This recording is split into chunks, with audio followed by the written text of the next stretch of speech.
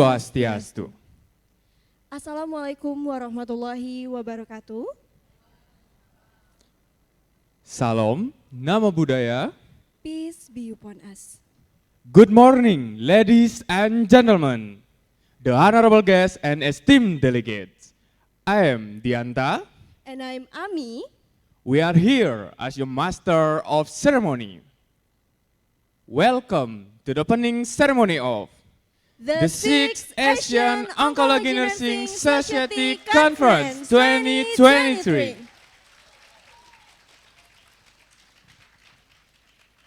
With the theme, Caring, Partnership, and Collaboration in Oncology Nursing. Ladies and gentlemen, we have an exciting lineup for today.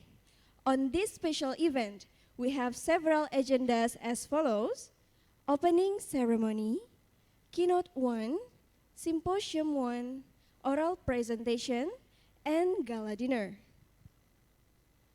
Ladies and gentlemen, before we start our main agenda, we have a safety briefing from the Patra Hotel.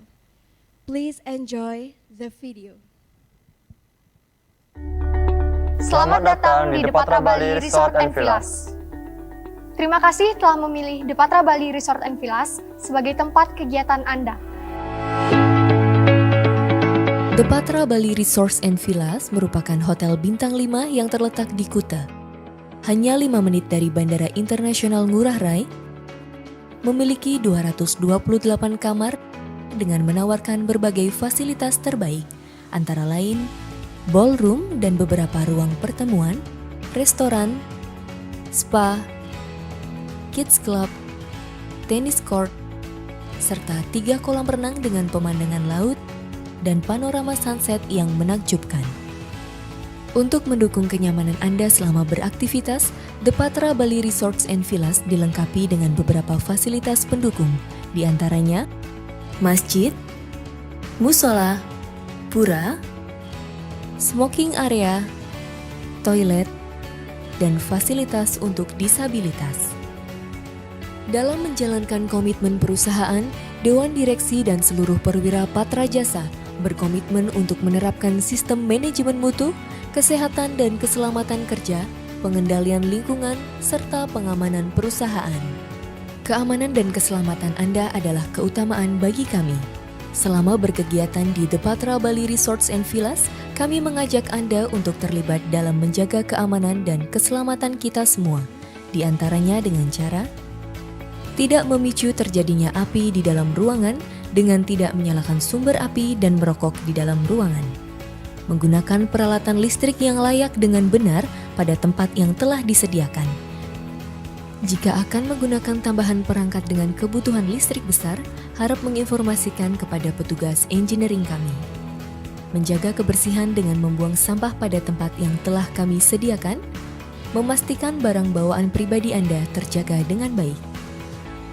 Untuk pencegahan dan penanggulangan keadaan darurat, The Patra Bali Resorts and Villas dilengkapi dengan sistem kontrol yang dipantau selama 24 jam, alat pemadam api ringan atau APAR, fire hydrant, pendeteksi asap, dan fire alarm. Saat ini Anda berada di The Denpasar Ballroom. Toilet berada di pre-function area. Untuk beribadah, Anda dapat menggunakan fasilitas musola yang berada di koridor menuju ballroom. Sebagai informasi, hari ini tidak ada agenda latihan keadaan darurat. Jika ada alarm atau tanda darurat, adalah kejadian sebenarnya. Apabila terjadi kebakaran atau bencana alam lainnya, kami mohon untuk tetap tenang. Jalur evakuasi mengarah ke titik kumpul yang berada di area parkir The Denpasar Ballroom. Lepas sepatu berhak tinggi, petugas kami akan mengarahkan Anda untuk evakuasi menuju titik kumpul. Jika keadaan darurat kebakaran terjadi di dekat Anda dan Anda mampu untuk menggunakan APAR, Anda diperbolehkan untuk melakukan pemadaman awal. Tetapi, jika Anda ragu, maka ikutilah arahan petugas kami untuk melakukan evakuasi. Apabila terjadi keadaan darurat berpotensi tsunami, petugas kami akan memandu Anda menuju titik kumpul yang terletak di rooftop back office kami. Jika menemukan keadaan darurat, bahaya ataupun beresiko, harap segera menghubungi nomor kontak center The Patra Bali Resorts and Villas. Terima kasih atas kepercayaan Anda dan selamat beraktivitas di The Patra Bali Resort and Villas.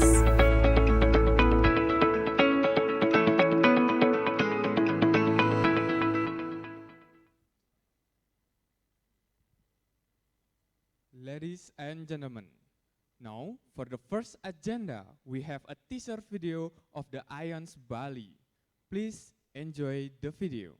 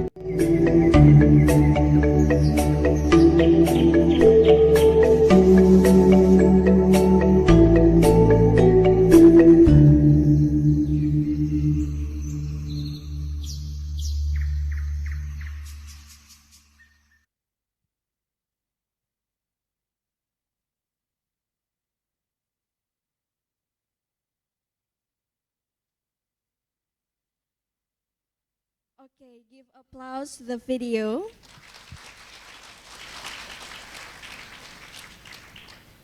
Ladies and gentlemen, now we will listen to the national anthem of the Republic of the Indonesia, Indonesian National Nurses Association Mars, and Indonesian Oncology Association Mars. Ladies and gentlemen, please join us in welcoming our conductor, Mrs. Nuryanti.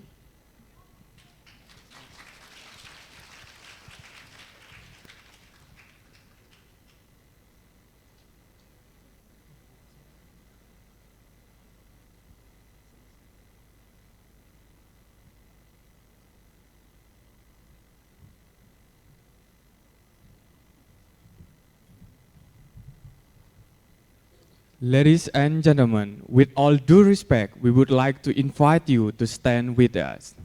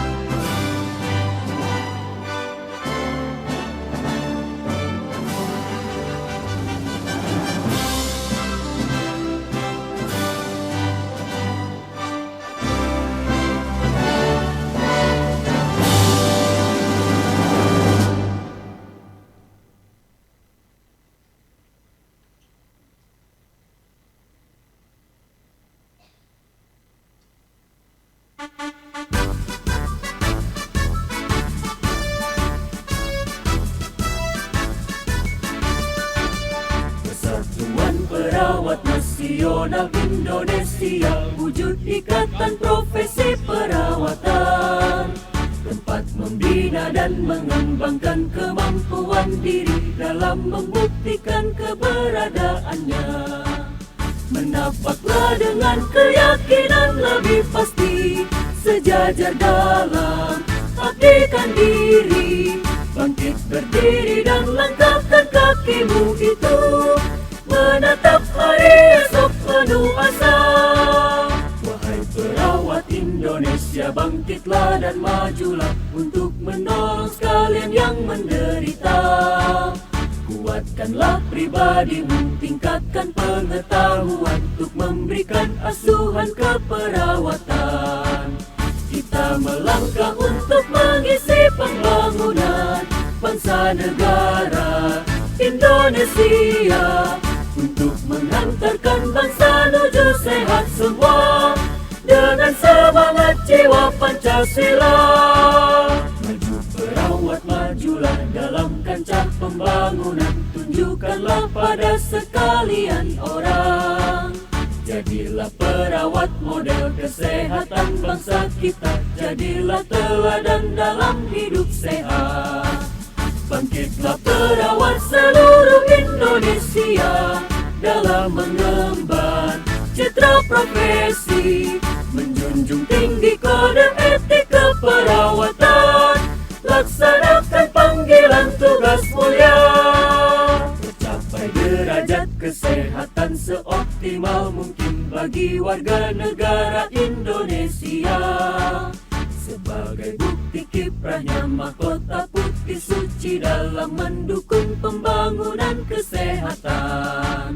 Dengan organisasi PPNI yang kokoh, padu bersatu, serta selaras, perawat Indonesia akan mampu angkat citranya di mata insan dunia.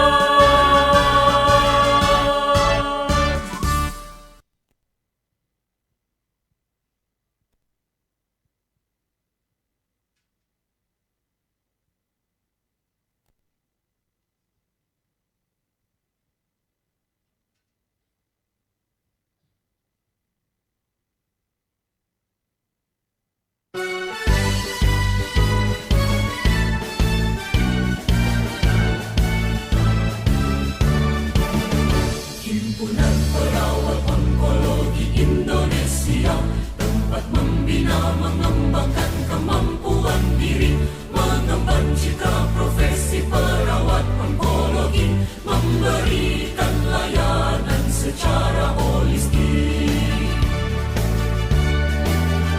Perawat Onkologi Indonesia, siapkan diri secara kompeten, komitmen, confident, compassion, etik, ikut membangun bangsa Indonesia, capai derajat kesehatan optimal, baktikan seluruh jiwa raga, perawat onkologi Indonesia, maju terus berjaya.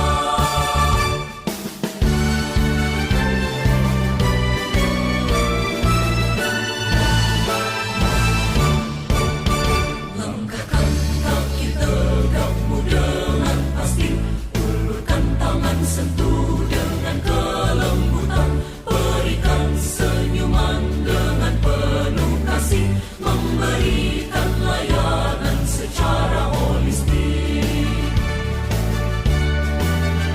Perawat onkologi Indonesia, siapkan diri secara kompeten, komitmen, confident, compassion, etik, ikut membangun bangsa Indonesia, capai derajat kesehatan optimal, baktikan seluruh jiwa raga, perawat onkologi Indonesia, maju terus berjaya, maju terus berjaya.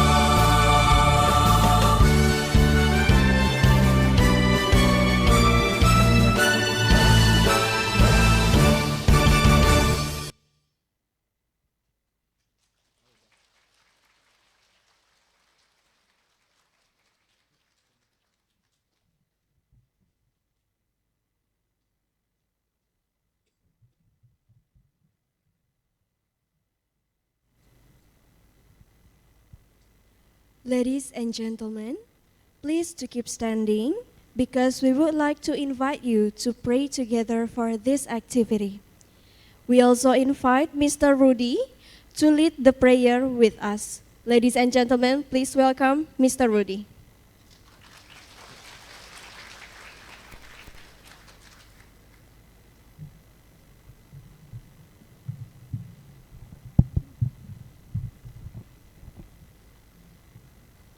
Bismillahirrahmanirrahim.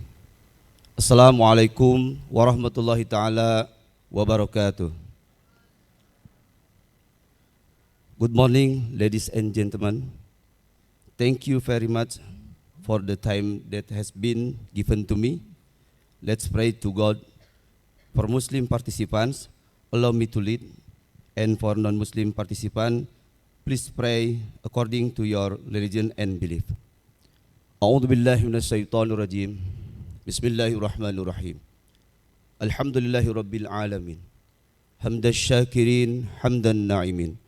حمدا يوافي نعمه ويكافئ مجده يا ربنا لك الحمد كما ينبغي لجلال وجهك الكريم وعظيم سلطانك اللهم صل وسلم على سيدنا محمد وعلى ال سيدنا محمد اللهم اغفر لنا ذنوبنا لي ولوالدينا وارحمنا وارحمهم كما ربيانا صغارا ولجميع المسلمين والمسلمات والمؤمنين والمؤمنات الأحياء منهم والأموات إنك على كل شيء قدير اللهم إنا نسألك علما نافعا ورزقا حلالا طيبا ومعاملا متقبلا اللهم إنا نسألك علما نافعا ورزقا حلالا طيبا ومعاملا متقبلا تحسنت بالعزة والجبروت واعتصمت بربي والملكوت وتوكلت على الذي لا يموت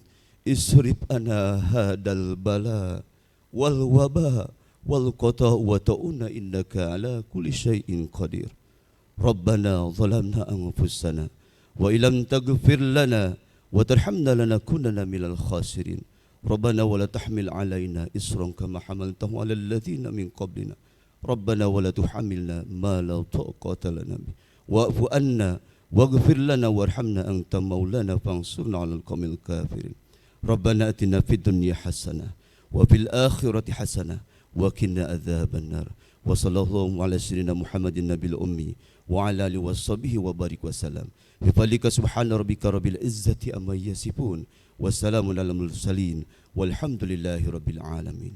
Thank you very much. Assalamualaikum warahmatullahi taala wabarakatuh.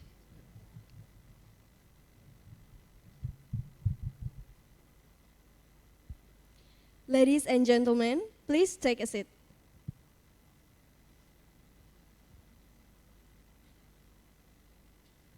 Ladies and gentlemen, before we going to the main agenda, we have a special entertaining session for you. We are going to present you a special cultural treat which will witness a captivating performance. Ladies and gentlemen, let us present you the Sekar Jagat traditional dance. Sekar Jagat. Sekar means fragrant flower and Jagat means the universe.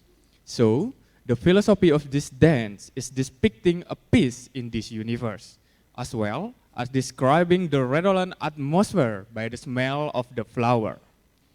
The dance, which was created in 1993 by Swasti Wijayas Bandem, earmarked for the opening in an event. This dance is danced in group consisting of 3 to 7 dancers. Ladies and gentlemen, please enjoy the traditional dance Sekar Sekar Jagat.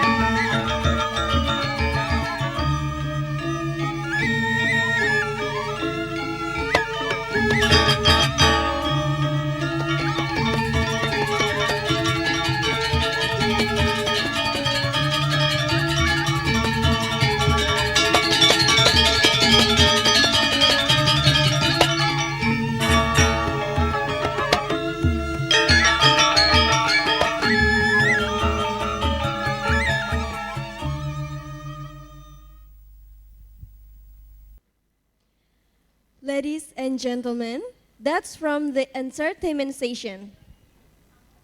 Ladies and gentlemen, now we have the honor speech that will grace us with their remarks. First, we are going to hear the opening speech from the conference chair of the 6th Asian Oncology Nursing Society Conference 2023. Please welcome Dr. Kamala Rita Wahidi, SKP Mars ICN.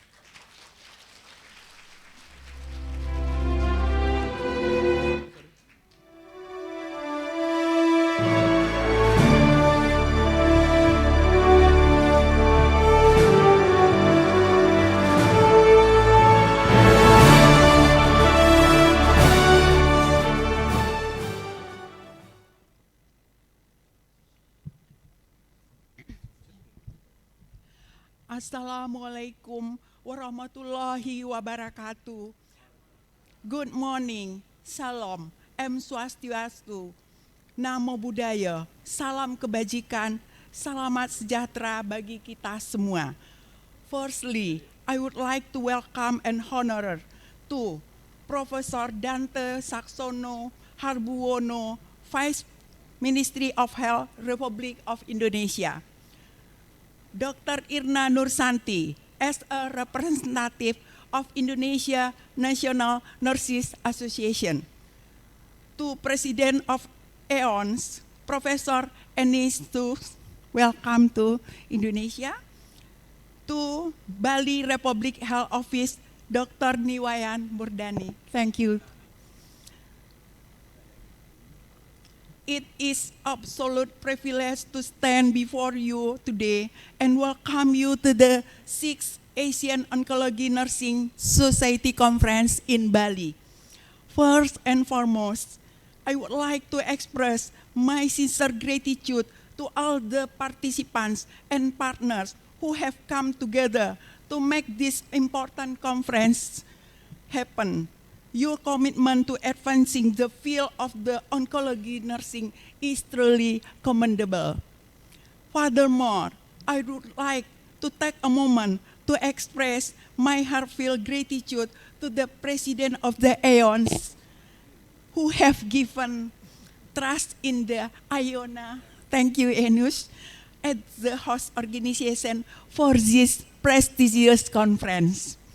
Ladies and gentlemen, I am delighted to share that this conference is attended by 385 participants from 15 countries.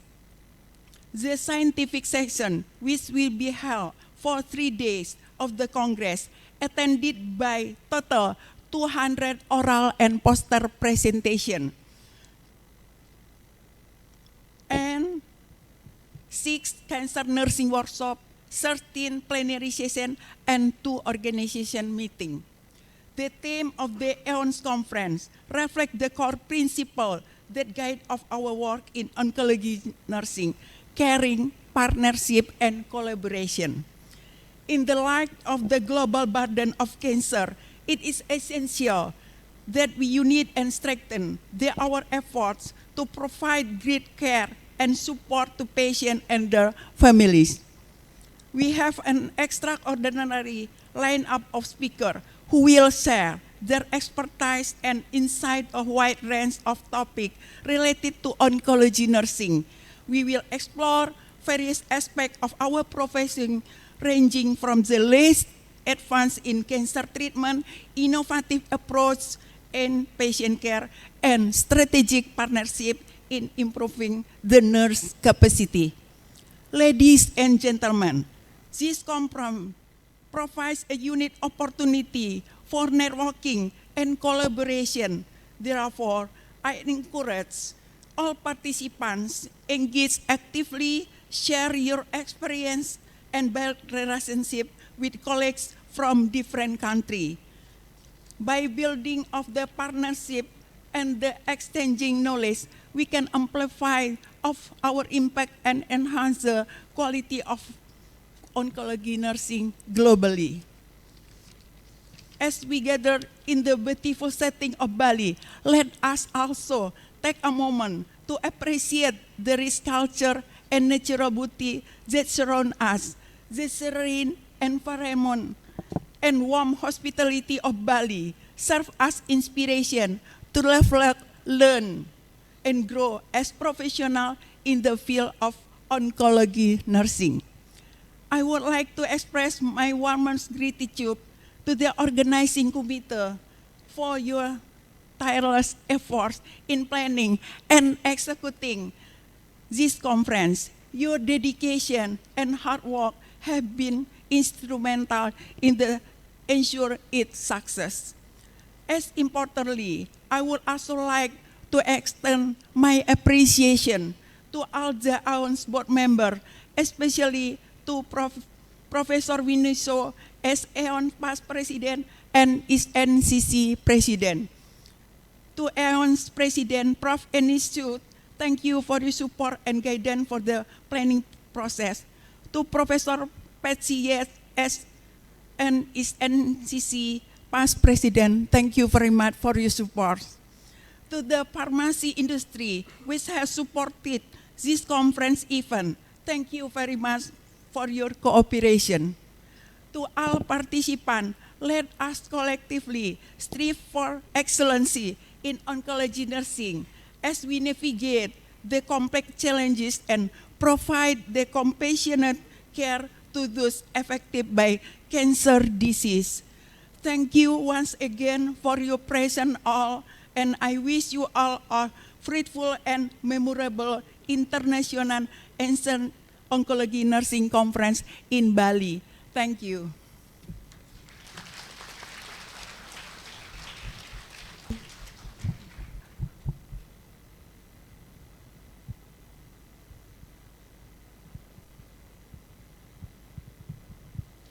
Thank you so much, Dr. Rita, for the amazing speech. Now, we will have a warm welcoming remark by the Indonesian Oncology Nursing Association President-elect. Please welcome Nurse Retno Purwanti, ASCOP Oncology Nursing Specialist Magister Biomed.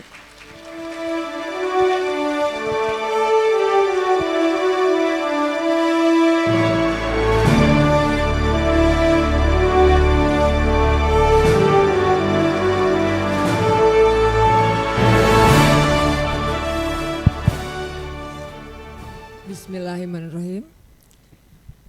Assalamualaikum warahmatullahi wabarakatuh. Shalom. Om Swastiastu, Namo Buddhaya. Salam kebajikan, salam sejahtera bagi kita semua. Sebelumnya saya ingin mengucapkan Rahajeng Galungan dan Kuningan kepada Bapak Ibu semuanya yang merayakan Hari Galungan dan Kuningan. Good morning, ladies and gentlemen. I would like to welcome and honor our distinguished guests, our distinguished participant here. Firstly, I want to honor Profesor Dante Saksono Hamobudowo sebagai wakil dari Menteri Kesehatan Republik Indonesia, dan also kepada Ibu Irna Nursanti sebagai perwakilan dari PPNI Pusat, dan kepada President of Asian Oncology Nurse Society Profesor Yunis Young, dan kepada perwakilan dari Kepala Bidang Sumber Daya Kesejahteraan Dinkes Provinsi Bali, Ibu Niwayan Murdani, terima kasih sudah datang pada acara ini, dan kepada perwakilan dari PPNI PW Bali, Ibu Oktarina Eskep, MM Fiskwa dan VRS PH yang sudah datang pada acara ini. To all AONSC Executive Board member and all the distinguished speaker and all distinguished participant of this 6th AONSC conference.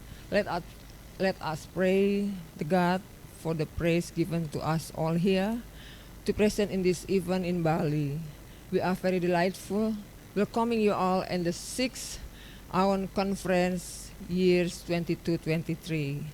As the President elected of Indonesian Oncology Nurse Association, allow me to express my deepest gratitude to the conference chair, Mrs. Kamalarita, who have hardly worked for the preparation of this conference, and also the AONS president, and the treasurer, and the AONS executive board member, steering and operational committee, and all conference attendee and all the speaker, so that this 6th International Conference Asian Oncology Nursing Society can be successfully held today in Bali, Indonesia. As we know that the number of cancer patients globally and especially in Asia is increased, therefore oncology nurses need to taking action to expand our knowledge, to escalate our skill in providing good comprehensive cancer care. And also, we have to develop excellent education on oncology nursing hand in hand with all professional nurses, doctors, pharmacists for the comprehensive cancer care. And we also need cooperation with the government also. And of course, we have to gather all together in harmony. Hence, this biennial international conference today, raising a theme, caring, partnership, and collaboration in oncology nursing will give a great opportunity for cancer nurses to gain a plenty of benefit by attending this workshop, symposium with interesting topic, of course, and also by attending poster and presentation oral. Hope all the session will give wider perspective on oncology field. Luckily, this conference is attended by many nurses from many countries. Thank you for attending this conference.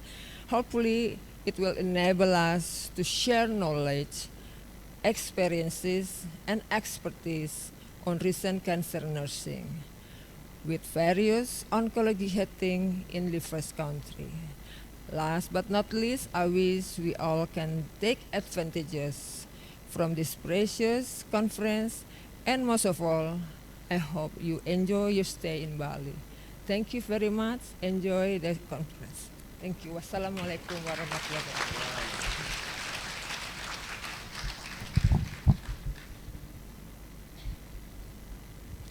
Thank you so much, Nurse Retno, for the amazing speech. Next agenda, we will also be honored to hear welcoming remarks from the President of the Indonesia National Nurses Association.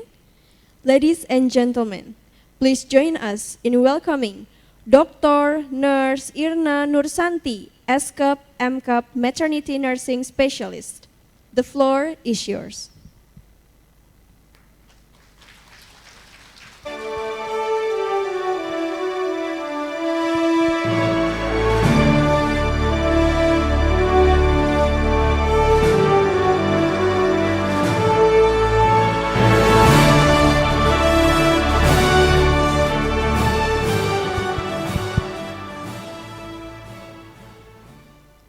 Assalamualaikum warahmatullahi wabarakatuh. Selamat pagi dan salam sejahtera untuk kita semua. Good morning, ladies and gentlemen.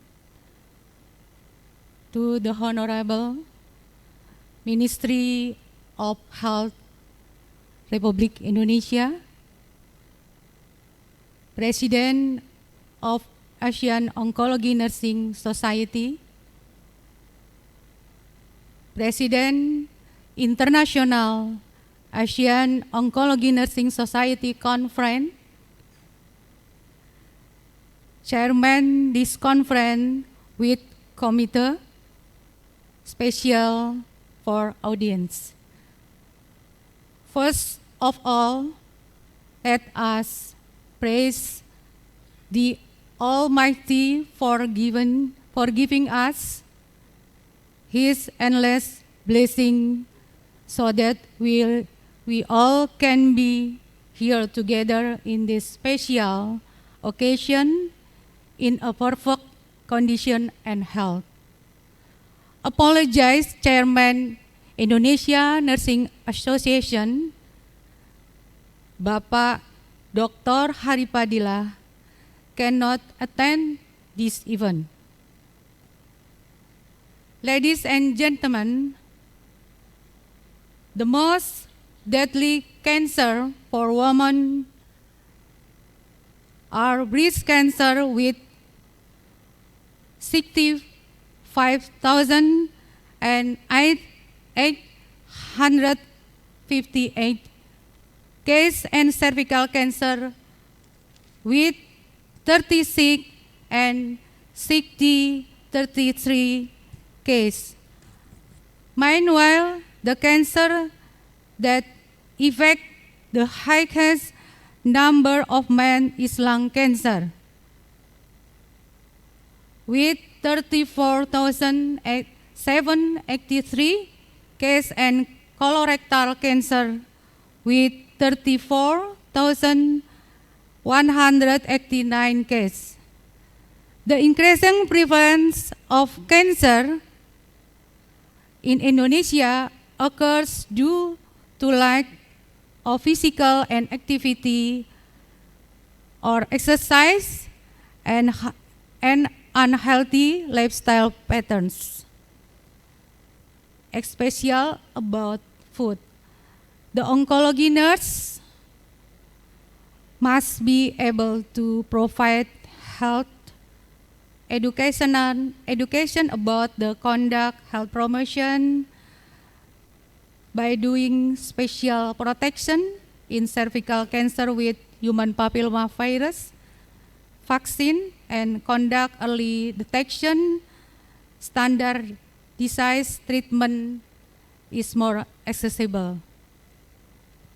Ladies and gentlemen, discussion around nurse care of cancer patients, the role of nurse, a part of cancer patient care teams, and oncology multidisciplinary team collaboration should be enhanced. This is of key importance for improving education in care and collaboration in oncology nursing practice. The 6th ASEAN Oncology Nursing Association Conference to open discussion around this topic at the global level of oncology. It is hoped that more ASEAN oncology nurses will be able to improve their ability to care for patients and collaboration with other nurses, healthcare professionals, and collaboration in oncology nursing practice. That's all from me. Congratulations on the 6th ASEAN Oncology Nurses Association Conference. Hopefully, it will be successful and can be provide useful result for the nation and country. Wassalamualaikum warahmatullahi wabarakatuh.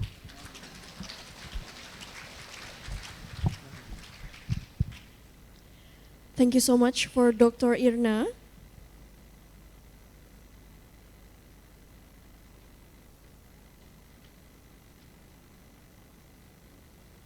Ladies and gentlemen, we are already here 3 remarks. And now, we still have the last one from the ASEAN Oncology Nursing Society President.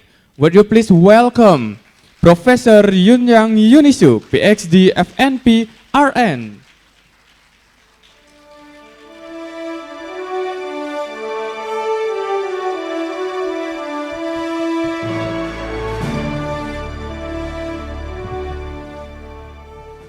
Distinguished and beloved members of the Asian Oncology Nursing Society, welcome.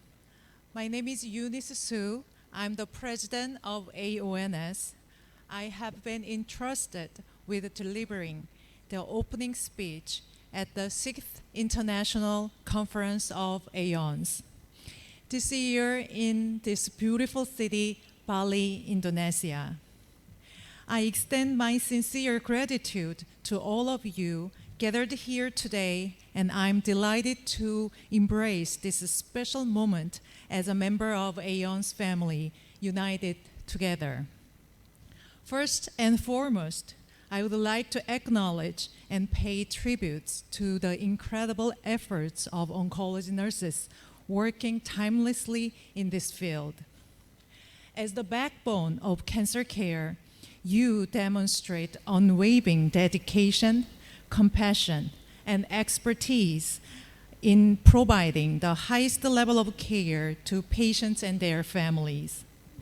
Your tireless commitment and selfless contributions are the driving force behind the advancement we achieve in the field of oncology nursing.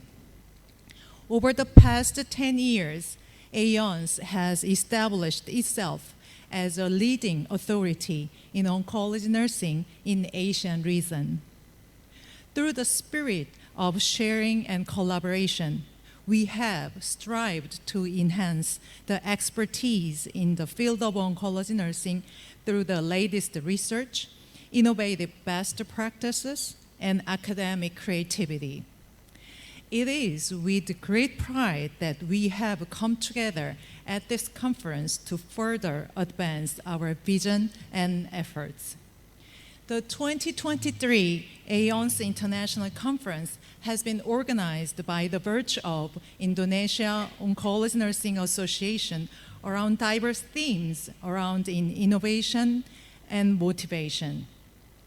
Beyond the core areas and specialization of oncology nursing, we will address various aspects such as cutting-edge technologies and research findings, evidence-based practice, fundamental roles of caregivers, cancer patients navigator, interprofessional collaboration, big data, digital health, and more. Through this conference, we aim to foster international exchange and collaboration, providing networking opportunities with colleagues to share experiences and knowledge. Furthermore, this conference will offer a valuable experience to our AONS members and the entire international nursing community.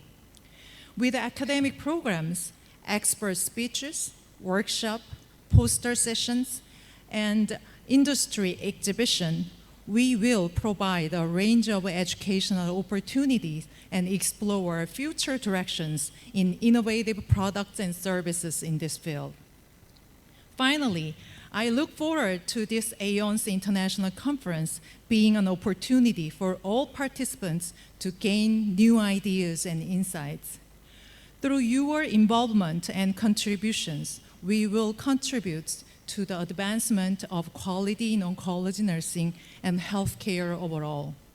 Thank you, and special salute to all the hardworking oncology nurses in the field who make a remarkable difference in the lives of their patients and their families every day. Thank you. Without any pleasure, please for Professor Yunisu to stay on the stage. We also invite Professor Yunisu, Dr. Rita, Nurse Retno, and Dr. Irna to join us on the stage because there will be a gong beating as a sign of the official opening for this event.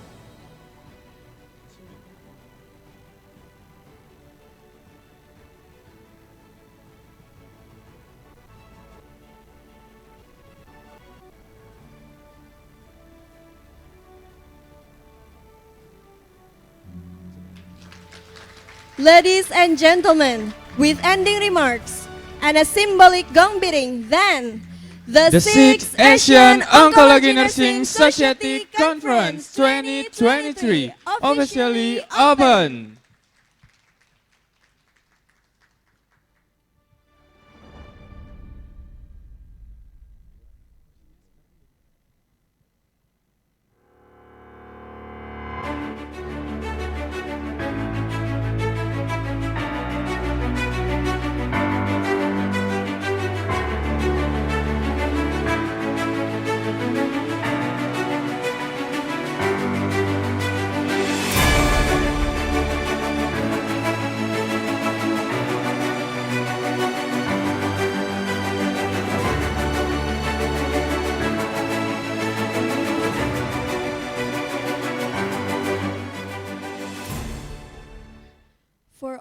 participants who have not yet registered, please fill in via barcode in registration. Once more, for all the participants who have not yet registered, please fill in via barcode in registration.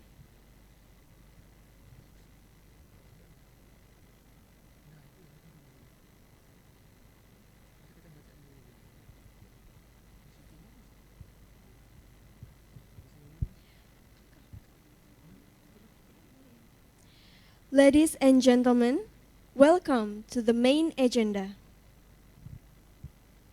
Moving right along, in this first keynote will be chaired by Dr. Kristanti Effendi from Indonesia. We are sure this keynote will provide valuable insight and set the stage for the day's discussion. Dr. Kristanti Effendi, ASCAP MCAS, is an associate professor at the Department of the Medical Surgical Nursing Faculty of Medicine, Public Health and Nursing, Universitas Gadjah Mada, Yogyakarta.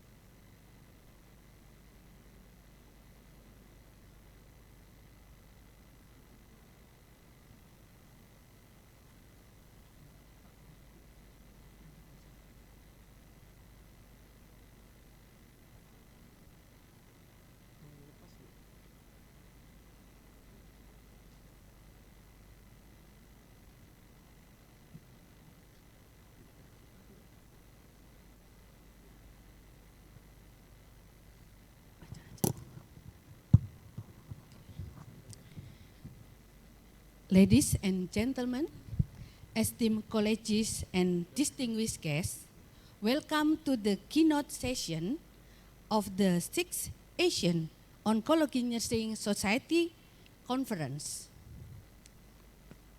My name is Kristanti Effendi, and I have the privilege of chairing this session today.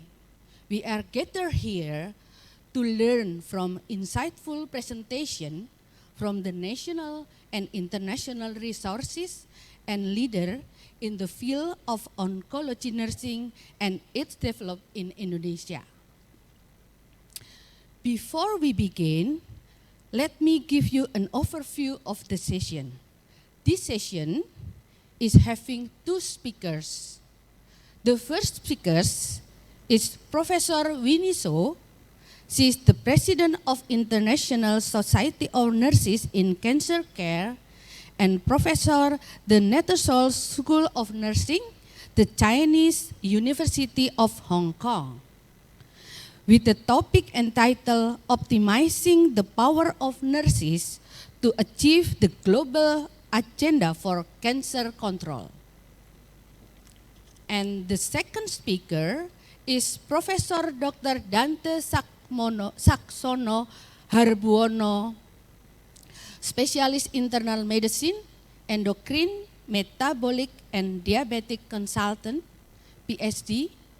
He is the Vice Minister of Health, Republic of Indonesia, with the topic Unveiling Cancer Care Policy Landscape in Indonesia for Asian Oncology Nurses.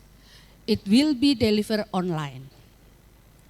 Each keynote speaker will have 20 minutes presentation, and before we start with the first keynote speaker, I will read the brief bio of Professor Winnie So. Professor Winnie So is the president of International Society of Nurses in Cancer Care and the past president of Asian Oncology Nurses Society. She is also a professor in the Chinese University of Hong Kong.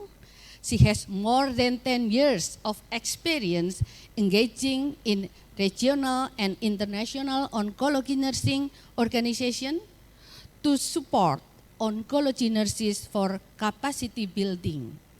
As a scholar and scientist in cancer care, her research substantively influenced knowledge generation which manifested as evidence-based intervention for reducing cancer burden and enhancing quality cancer care.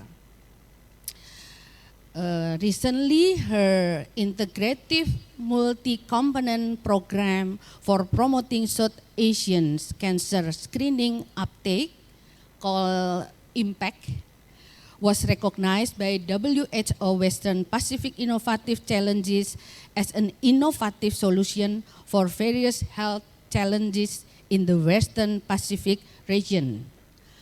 She also obtained more than 20 million Hong Kong dollars to support her research and knowledge transfer project, and has published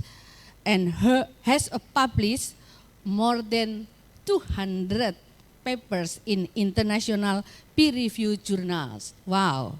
The impact of her research is far-reaching and cited in nursing and health-related journals. Please join me to welcome Professor Winnie So with the topic optimizing the power of nurses to achieve the global agenda for cancer control.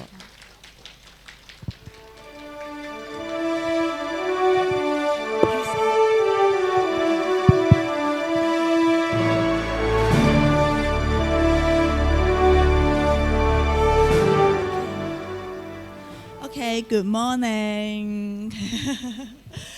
All right, okay. So I'm very delighted to have this opportunity to join the 6th Asian Oncology Nursing Conference.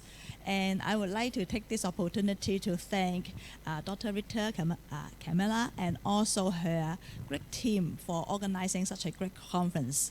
And yesterday, I just, have a chatting with Rita's, and I just realized they started this preparations 1 year ago. So I just want to express my heartfelt thanks for all the hard work, tremendous work, and what you have done for all of us staying here. And thank you for your hospitality.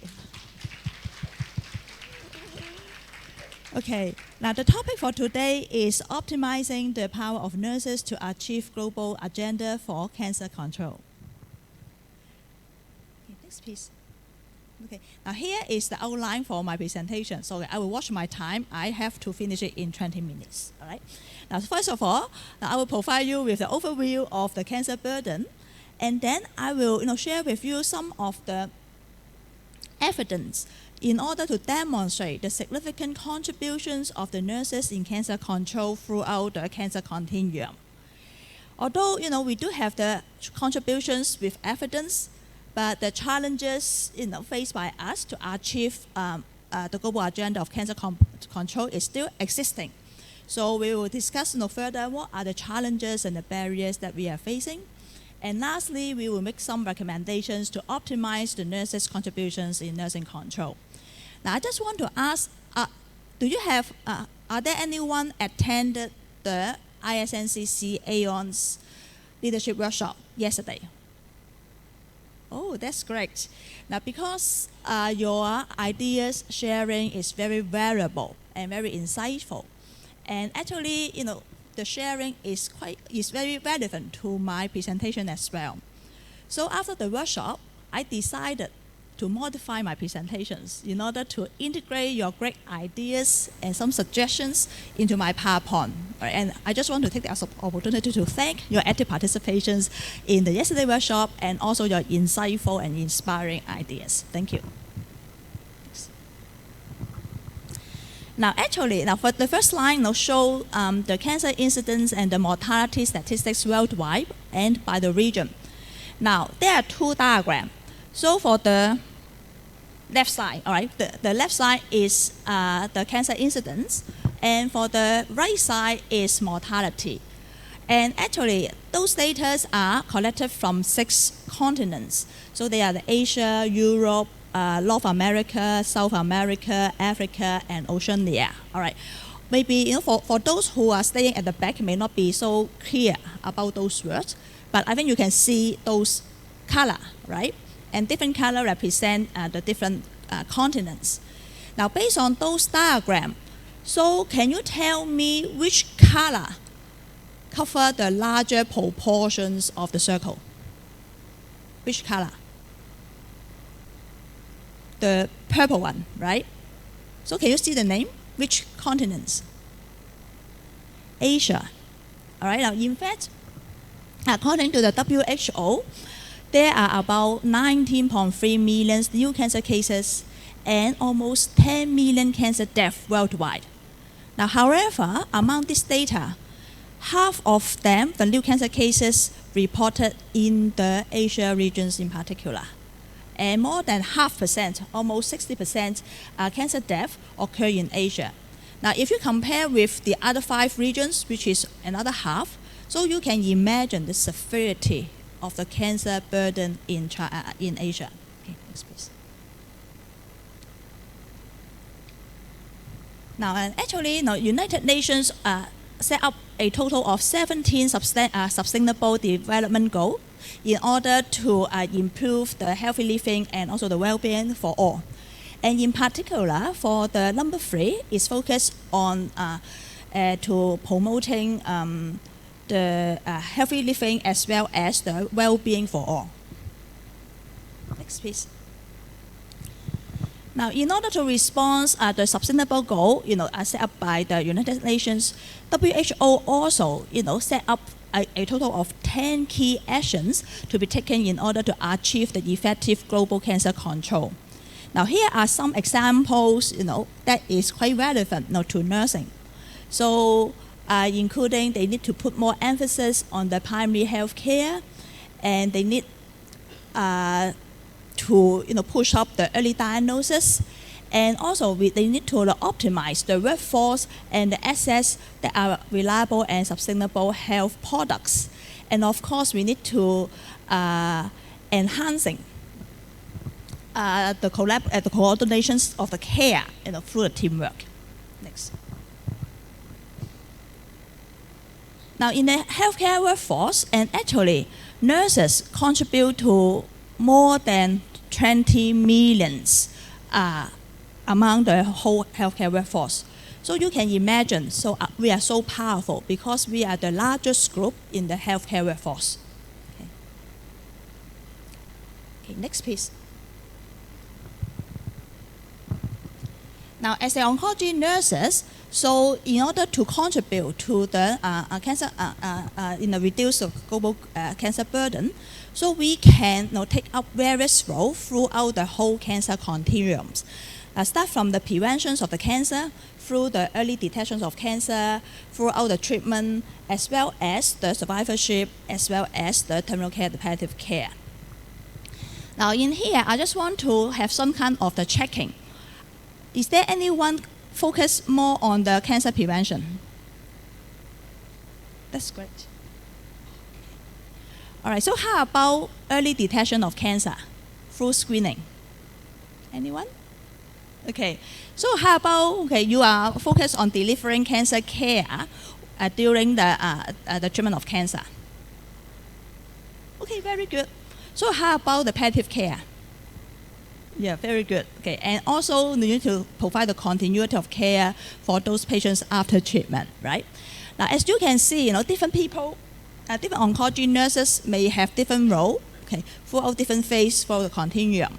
So just think about your role and what are the impacts of your role in cancer control and also reduce the global cancer burden. Okay. Now, just start from prevention of cancer. Now, actually, this one is very, very important. Do you know why? Because up to 50% of the cancer can be preventable. Now, think about if we are able to have the significant contributions to prevent cancer through engagement of healthy lifestyle, and the health promotion. So you can imagine there's a great impact on the reductions of global cancer burden because up to 50% of cancer can be preventable, all right? And for the nurses, we have a significant role, right? For example, in particular, provide the health educations for the populations in order to engage healthy lifestyle and also to clarify their misconceptions and enhance the adherence of engaging different types of the health promotion activities. And on the other hand, so you are able to become the instructor as well. You are train those, for example, the lay people or for the community health workers. In particular, when you want to reach those people hard to reach. So for those lay health advisors or the community health workers will be your good assistant, okay, and work together in order to spread the health informations in order to reach the prevention of cancer. Cannot work. Okay. Now, actually, the AONSC has developed the position statement about the tobacco control. And actually, cessation of smoking is one of the very essential elements for the prevention of cancer. And in these statements, we also highlight some of the activities, the recommendations that should be embedded into the nursing practice when they execute or implement cancer preventions. For example, so they need to integrate the nursing care plan in order to stop the tobacco control. And nurses also need to be implement the WHO framework and the framework on the tobacco control resources. And they also need to be support, the provisions of the tobacco controls and integrate the tobacco control policy and the legislations. So these are the examples in order to integrate the nursing care plan as well as the nursing practice when they are implementations of the tobacco control interventions.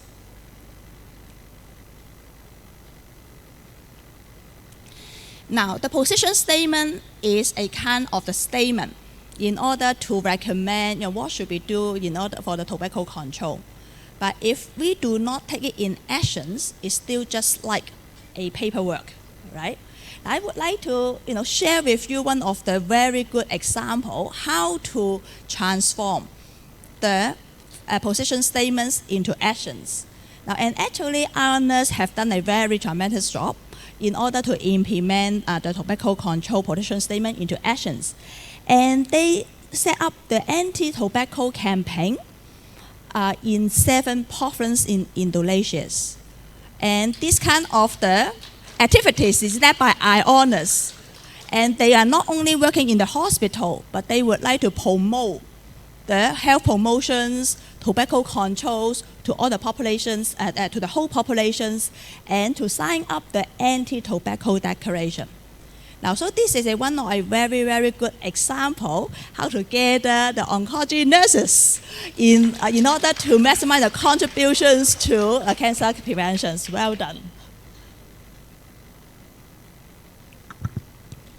Now, apart from the cancer preventions, so the role of the nurses in cancer screening cannot be neglectable.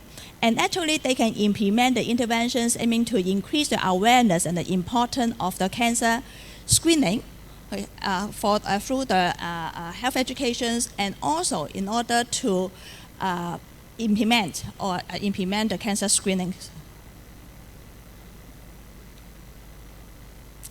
Now, actually, and it is not so clear, and due to the aging, I need to make it closer to the screen. And actually, this is one of the review and the meta-analysis in order to examine the available evidence regarding the effect of the nurse-led interventions on the early detections of cancer. And actually, this review consists of 10 papers, and the result of this summaries, these studies summarize the nurse-led interventions can improve the early cancer detections uptake rate, improve the cancer knowledge, early detections belief, as well as the cases of the detected precancerous lesions. So as you can see, for the nurses who involved in this phase, so they can improve the screening uptake, even though they can detect the cases that in the precancerous lesions. This is so important. Now, another examples of the cancer screening is done by AONSC, and actually we will have the same missions. And recently, we also obtained a grant from the UICC in order to develop the breast cancer awareness program to train those nurse leaders from different countries in the Africa regions. So we start up to develop the trainer programs, and after those trainees finish our program, they will work together with their nurses, okay, in order to implement increase the breast cancer awareness to those women who are in need. Now, in terms of the treatment phase, actually the role of the nurses, we do have different types of the nurses' role. So including assessment and the management of the symptoms due to the cancer or the cancer-related symptoms. So we also need to provide the emotional support and the spiritual support. And we also need to assess their supportive care needs and also to address their needs as well. Yeah, so actually what is the contributions or the impact for the nurses who are engaging in those interventions in the treatment phase? And actually, this is another review examining a number of studies in order to examine the effectiveness of the nursing interventions among those patients with cancer. Now, and actually, this result also show that. Can you see the words? No. Okay, go down. Yeah. Yeah. All right. Yeah, it is not so clear. Yeah, actually, it's due to the screen. Yeah. Yeah. Okay. Thank you so much. All right. Yeah, and actually, the main outcomes for these studies is show that those interventions can improve the quality of life. And in particular for the psychological interventions, so there's a significant impact on improving the spiritual well-being, the meaning of life, as well as the sleeping problems, etc. Okay, next one.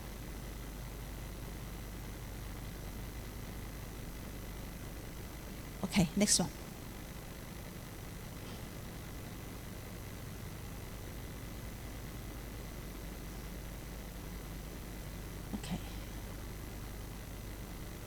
Now, actually, this is another review in order to examine the nurse-led case management effectiveness in improving the treatment outcomes for the cancer patients.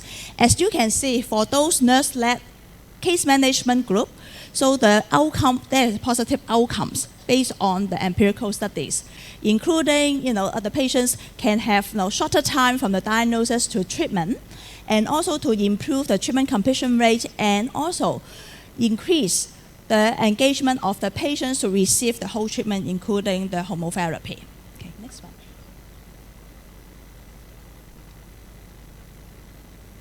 Okay, the next one. Now, after the treatments, so we will also contribute to the supportive care as well as the palliative care. And the role of the nurses, including identifications of the physical, psychological, spiritual needs of the patients. So we can also need to implement the interventions for improving patients' quality of life, and to assess and address the supportive care needs of those patients as well as the caregivers of the patients, and also to engaging them to restore their healthy lifestyles after the treatment. Now here is another review in order to examine the effect of the patient's report outcome for the nurses-led interventions for the survivorship care. So based on this review paper, so you can see for those patients who receive the survivorship care led by nurse, so their quality of life can be improved, and in particular, the social functionings, the appetites, even though the symptoms can be relieved as well. Now, the reason why I would like to share with you all kinds of the results of the review, because this is the evidence in order to demonstrate the impact of the nurses' contributions for improving outcomes of the patients. Okay. Now, although we have the significant contributions, but there are some challenges we still need to face, and that may hinder our potential and the contributions to the cancer patients and reduce the global cancer burden. Now, the first one is shortage of oncology nurses, and in fact, we have the great discussions about the nursing shortage during the leadership workshop. Now, according to the WHO, so the shortage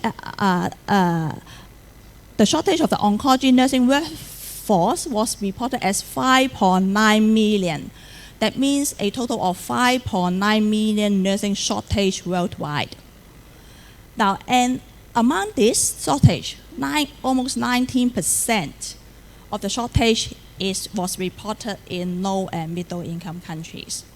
Now, if you still remember our global cancer burdens, all right, and actually half of them are reported from the low and middle income countries. So due to the severe of the global cancer nursing, but at the same time, the nursing shortage is so severe. So you can see the challenges for the nurses and also other healthcare professionals in order to fight the cancer at that time. Now, even though we may implement various kind of the vigorous strategies in order to address the shortage of the oncology nurses, but the shortage can only be reduced to 2.9 million to 2023.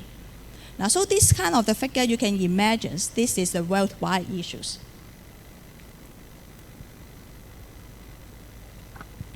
Why there is a nursing shortage? Okay. Now, there are several issues. Now, the first one is the occupational safety, right? So do you agree? Because for those nurses, healthcare professionals working in the oncology field, they usually need to come across with different cytotoxic drugs.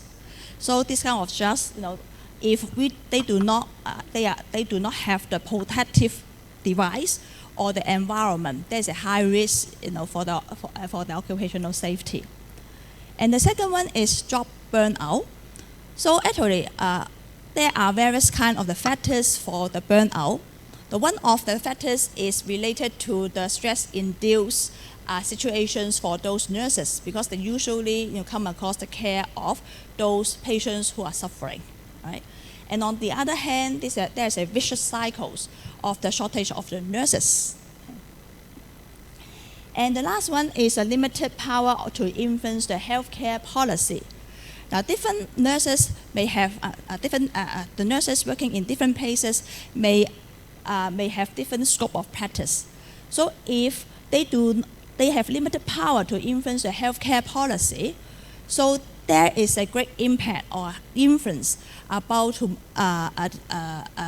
maximize their scope of practice. And even though they would like to provide better care, due to the limitations of the healthcare policy, so they may not be able to demonstrate to provide a better quality of care.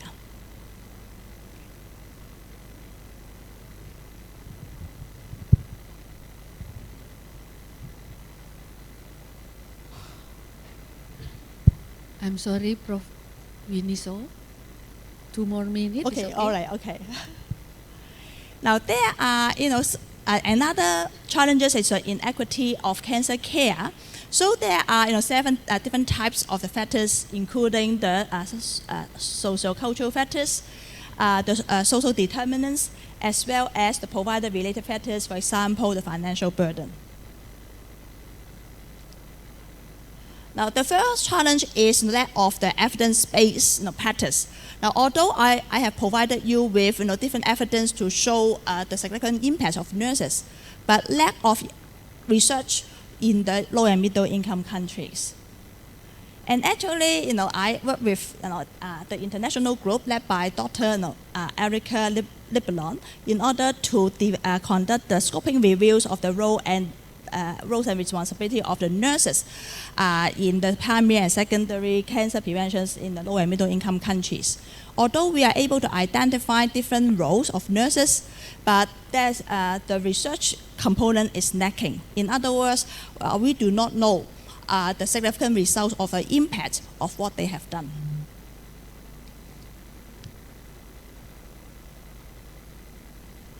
Now, actually, ICN already announced that this is very important to provide the investment of nurses in terms of their job, educations, etc. And if we do not, put resources on investing the nurses, and actually, the universal health coverage will be a missing goal. So actually, when you think about, the challenges, so all are related to whether or not you want to put the resources on investment for the nurses. Now, actually, AONSC also developed the position statement in order to emphasize the importance of the nursing potentials in reducing the global cancer burden. Now, we have several recommendations, also including what we have discussed in the leadership workshop. The first and foremost one is to strengthen the nursing leaders in cancer control. And the second one is we need to provide the adequate and the structurized educations for the oncology nurses. So actually, the recognitions of the contributions also align with the salary as well. So you cannot say, caring cannot count as money, but the contributions is really aligned with the salary as well. And we also need to identify some of the regulations that may have induced the barriers to the nursing practice in order to provide more opportunities for them, in order to maximize their potentials in the nursing practice. So we also need to provide the safe work environments. And sometimes some of the solutions can be solved by the innovations. So we need to think about how to invest the innovation nurse lab models and the practice. And the most important thing is we need to start to further develop the research in order to advance evidence base for the cancer nursing. And the cancer care cannot be done by one single discipline. So actually we need to build up the stronger partnerships between all involved in cancer controls, so that in order to work together to reduce the global cancer burden. Now, to sum up, so nurses could have the important contributions to promote the cancer control by care provisions across cancer care continuum. So we also identify several barriers, including the nursing shortage, lack of nursing educations, inequity in cancer care access, and also lack of evidence-based practice. And we have highlighted a list of the recommendations, including strengthen the nursing leaderships, adequate educations. We need to review their salary, and also we need to revisit the regulations to eliminate the barriers to nursing practice, provide the work environments, investment of the innovative nurse lab models and the practice, promote the research to advance evidence-based cancer nursing, as well as to strengthen the partnership between the nursing and multidisciplinary as well as the professional organizations. Now, last but not the least, I would like also to promote another international conference organized by the AONSC. So actually, I think some of them also will join the AONSC, which will be held in Glasgow, UK. All right. Now, so for those who already registered, so we will see you again in Glasgow. Now, for those who have not yet registered, please scan the QR code, and you'll still enjoy the early bird registrations because the deadline is 7th of August.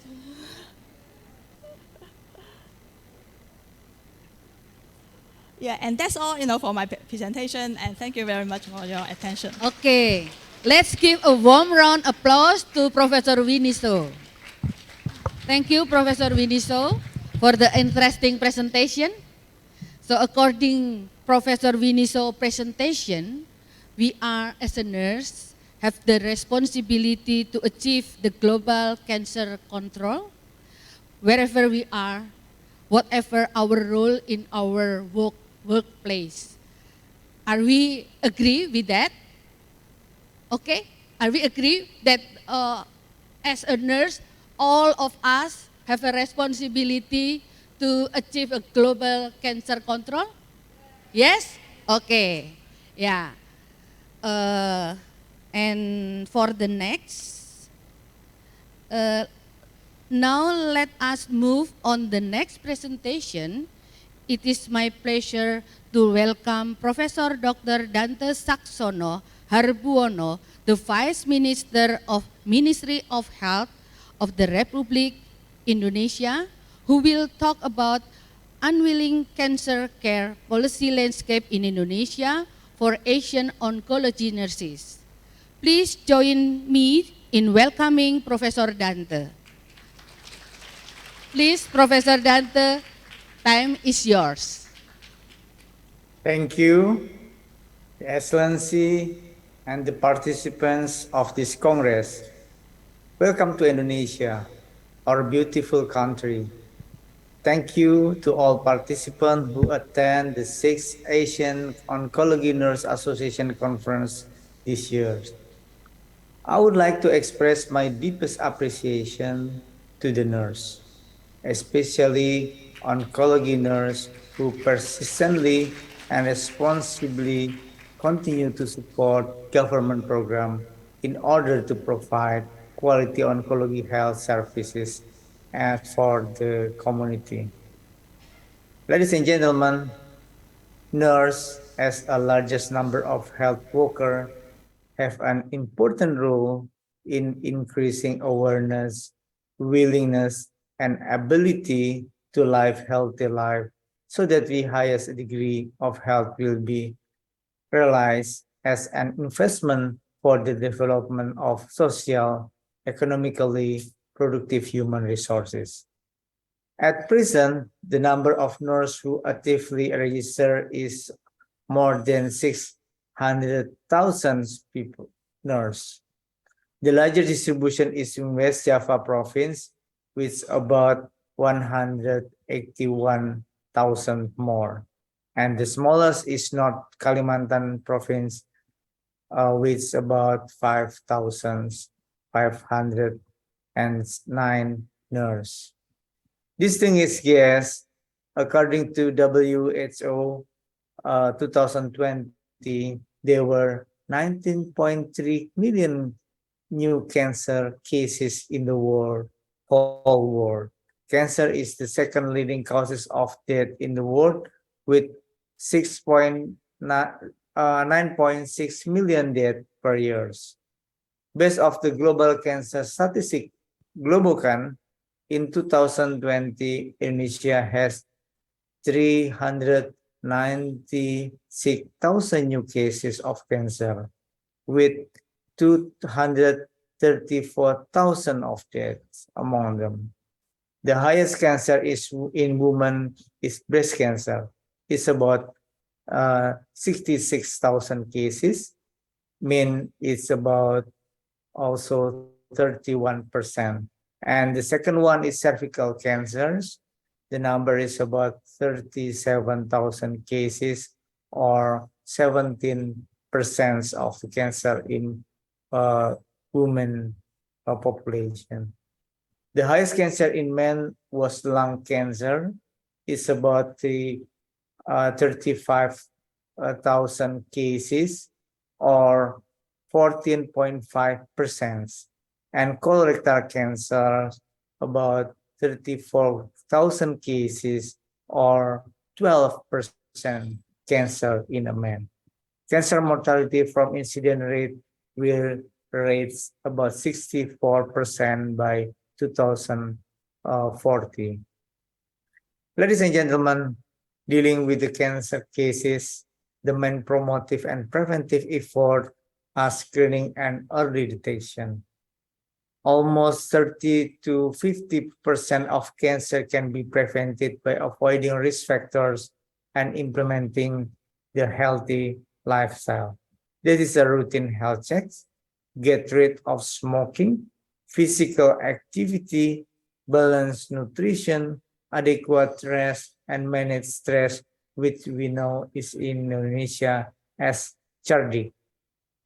Hepatitis B and HPV immunization has been proven to prevent million liver cancer and cervical cancer in the world. Excellency and participants, the Minister of Health has carried out a primary service transformation, which is expected to produce competent health human resources accordingly to their function and fields. This is an effort to fulfill the health services needed by community. Some of the effort that have been made in health human resource transformation, including first, nurse fulfillment strategy has been implementation through deployment of health polytechnic in the Ministry of Health graduated, collaboration between health polytechnic of Ministry of the Ministry of Health and local government, recruitment of PNS and P3K, BLU and BLUD, development of the priority health worker in health center, and simplify of the adaptation program for Indonesian diaspora who graduated overseas and utilization of foreign health workforce. And the second one is accelerated the process of issuing nurse electronic registration certificate, or we know as a registration. And the third one is the regulation that have been issued for more than 5 years, such as Indonesian National Work Competency Standard in the nursing sector. And the fourth is facilitating career development for nurse through preparation of nurse career scheme and professional development through 5 domains: learning, professionalism, community service, scientific publication, and health science and technology development. And the last one is the facilitate health workforce whose competency are improving in accordance with 6 priority diseases: heart, cancer, diabetes, kidney, liver, stroke, maternal and children health, tuberculosis, and infection disease. Ladies and gentlemen, to produce qualified, professional, and standardized nurse in supporting health development, it needs to cooperation between the Ministry of Health and professional organization that accommodate nurse spread throughout Indonesia to achieve participative in health development through health system transformation and encourage nurses to work by their authority and competence. Also, Indonesia Oncology Nurse Association, IONA, as an association oncology nurse who always work and provide quality health services in the fields of oncology for the community.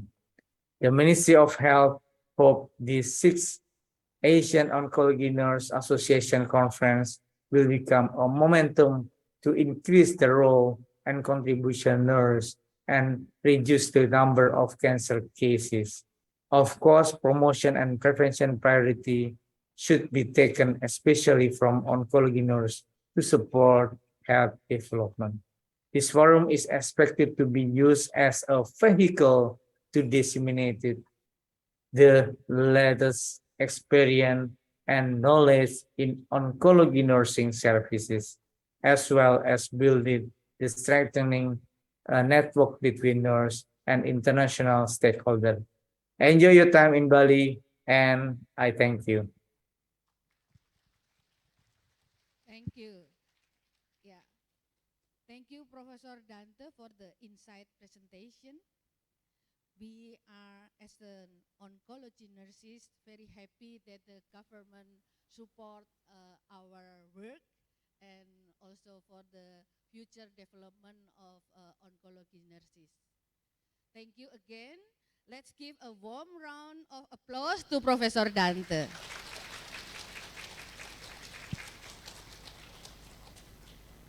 Okay. Ladies and gentlemen, we come to an end of keynote presentation session for today. We would like to extend our gratitude to all the presenters for their insightful presentations. Again, let's give them another round of applause. As we come to the end of this session, we want to remind you that we still have many exciting programs lined up for you. Thank you once again to all the presenters and participants for making this session a success. Let's continue to make the most of this conference and make it a memorable experience for all. Thank you.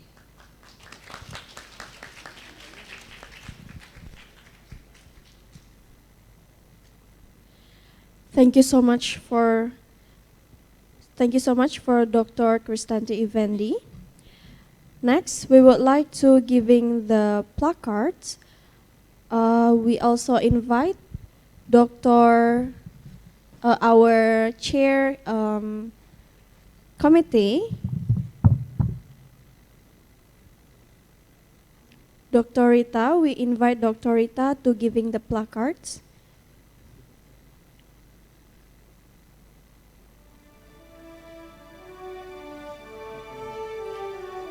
We also invite Professor Winiso.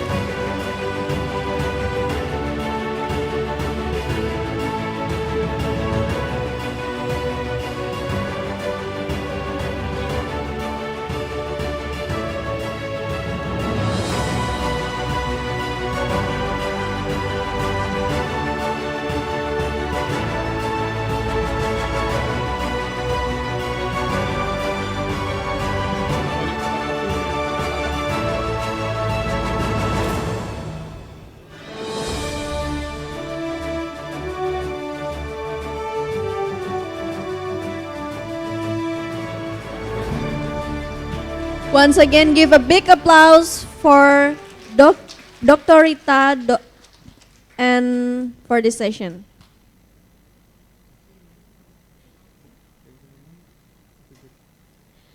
Ladies and gentlemen, now we have cafe break for 30 minutes at free function. You can enjoy the break and see you in 30 minutes. But before that, we would like to say thank you to our partnership support. Be Broad, Dania Fania, ICU Medical, Kalbe, Hollister, Centra Asia Gemilang, Pfizer, AstraZeneca, and Nusa Medica. Ladies and gentlemen, we let you go to enjoy your break. Please enjoy your break. And see you in 30 minutes. Thank you.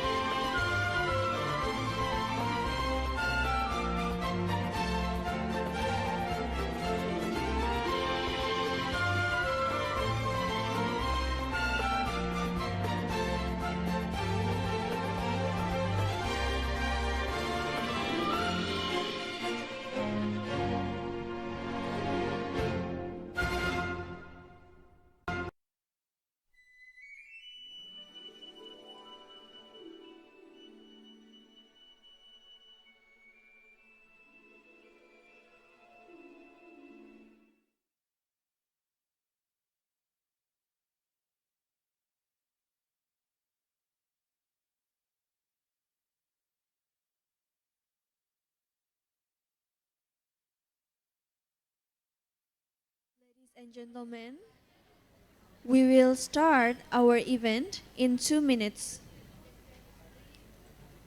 Once again, ladies and gentlemen, we will start our event in 2 minutes. Please prepare yourself.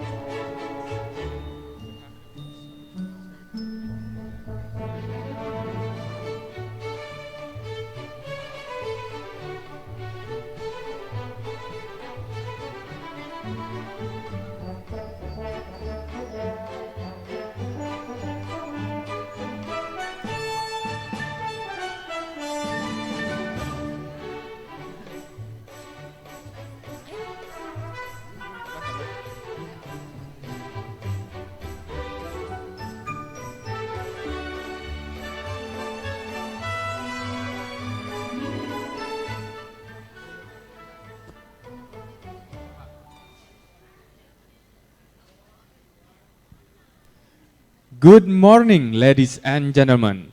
Welcome back to the main agenda. Now, we are going to the next session. We have the first symposium. This symposium will be chaired by Adelaida Garcia from the Philippines. Adelaida Dioso Garcia.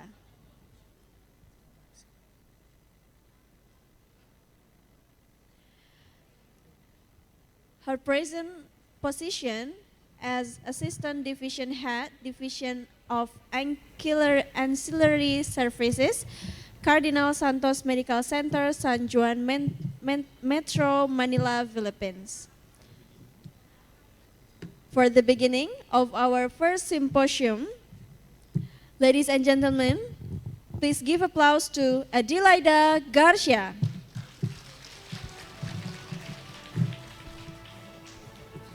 Good morning, everyone. Salamat, Peggy.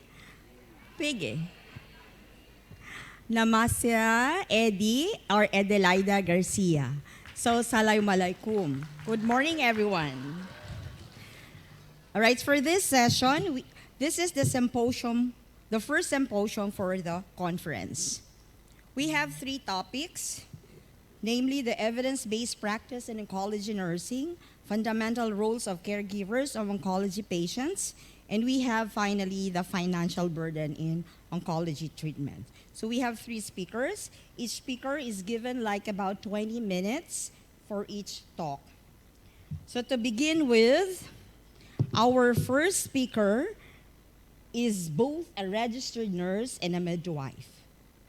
She currently serves as a distinguished professor and executive dean of the Faculty of Health at Queensland University of Technology. She is the research director of the Center for Palliative Care Research and Education and co-director of the Center for Healthcare Transformation. Her expertise lies in the fields of palliative care, cancer, and aged care. She has completed her Bachelor's of Arts, Masters, and PhD from the University of Queensland. Her PhD focused on exploring the experiences of bereaved caregivers of people with cancer. She has held various positions and leadership positions, including the past president of the international AONSC.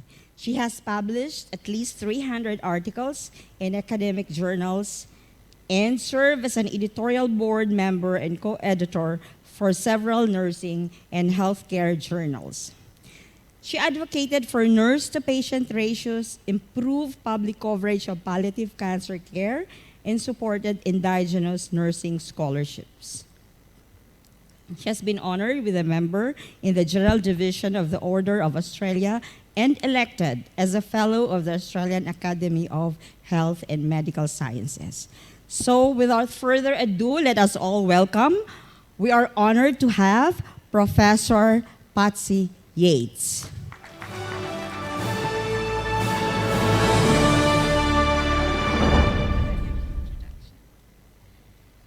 Well, good morning, everybody.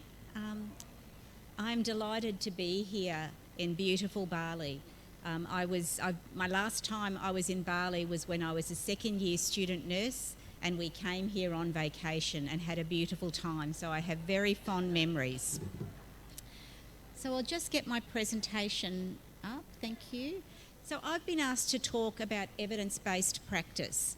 So I'm going to go through a few points as a reminder about what is evidence-based practice and what is evidence, but I'm going to focus a bit of my talk on implementation and importantly look at where we as nurses can draw on evidence-based practice to improve outcomes for our patients. But evidence-based practice hasn't been around for that long. For some of you, 1991 was before you were born, but evidence-based practice was really only introduced as a concept in 1991, where there was a concern that medicine was not being practiced. There was variations in medical practice that was leading to poor patient outcomes. And the leader, Gordon Guyatt, and followed by Dr. Sackett, introduced this whole movement. And it was a movement that's become just so well known across the world. And if we think about it now, today, evidence-based practice is a core part of our curriculum in healthcare. It's assumed that our standards of practice are evidence-based. So it's a really important topic. It's the way in which we practice and think today. And if you think about it, because of evidence-based practice, breast cancer management, for example, between the 1980s and the 2020s, so in that 40-year time period, we've reduced mortality by 40% in high-income countries. That's extraordinary, extraordinary. And that's across the field in evidence-based medicine across many of our cancers. Of course, there's variations across the world, and we'll talk a little bit about that later on. But the fact that evidence-based practice, evidence-based medicine has led to such extraordinary improvements in oncology is something that should be celebrated. In oncology nursing, when I think about evidence-based nursing and some of the practices that I was taught as a student nurse, how they were not evidence-based, I think about things like fatigue management.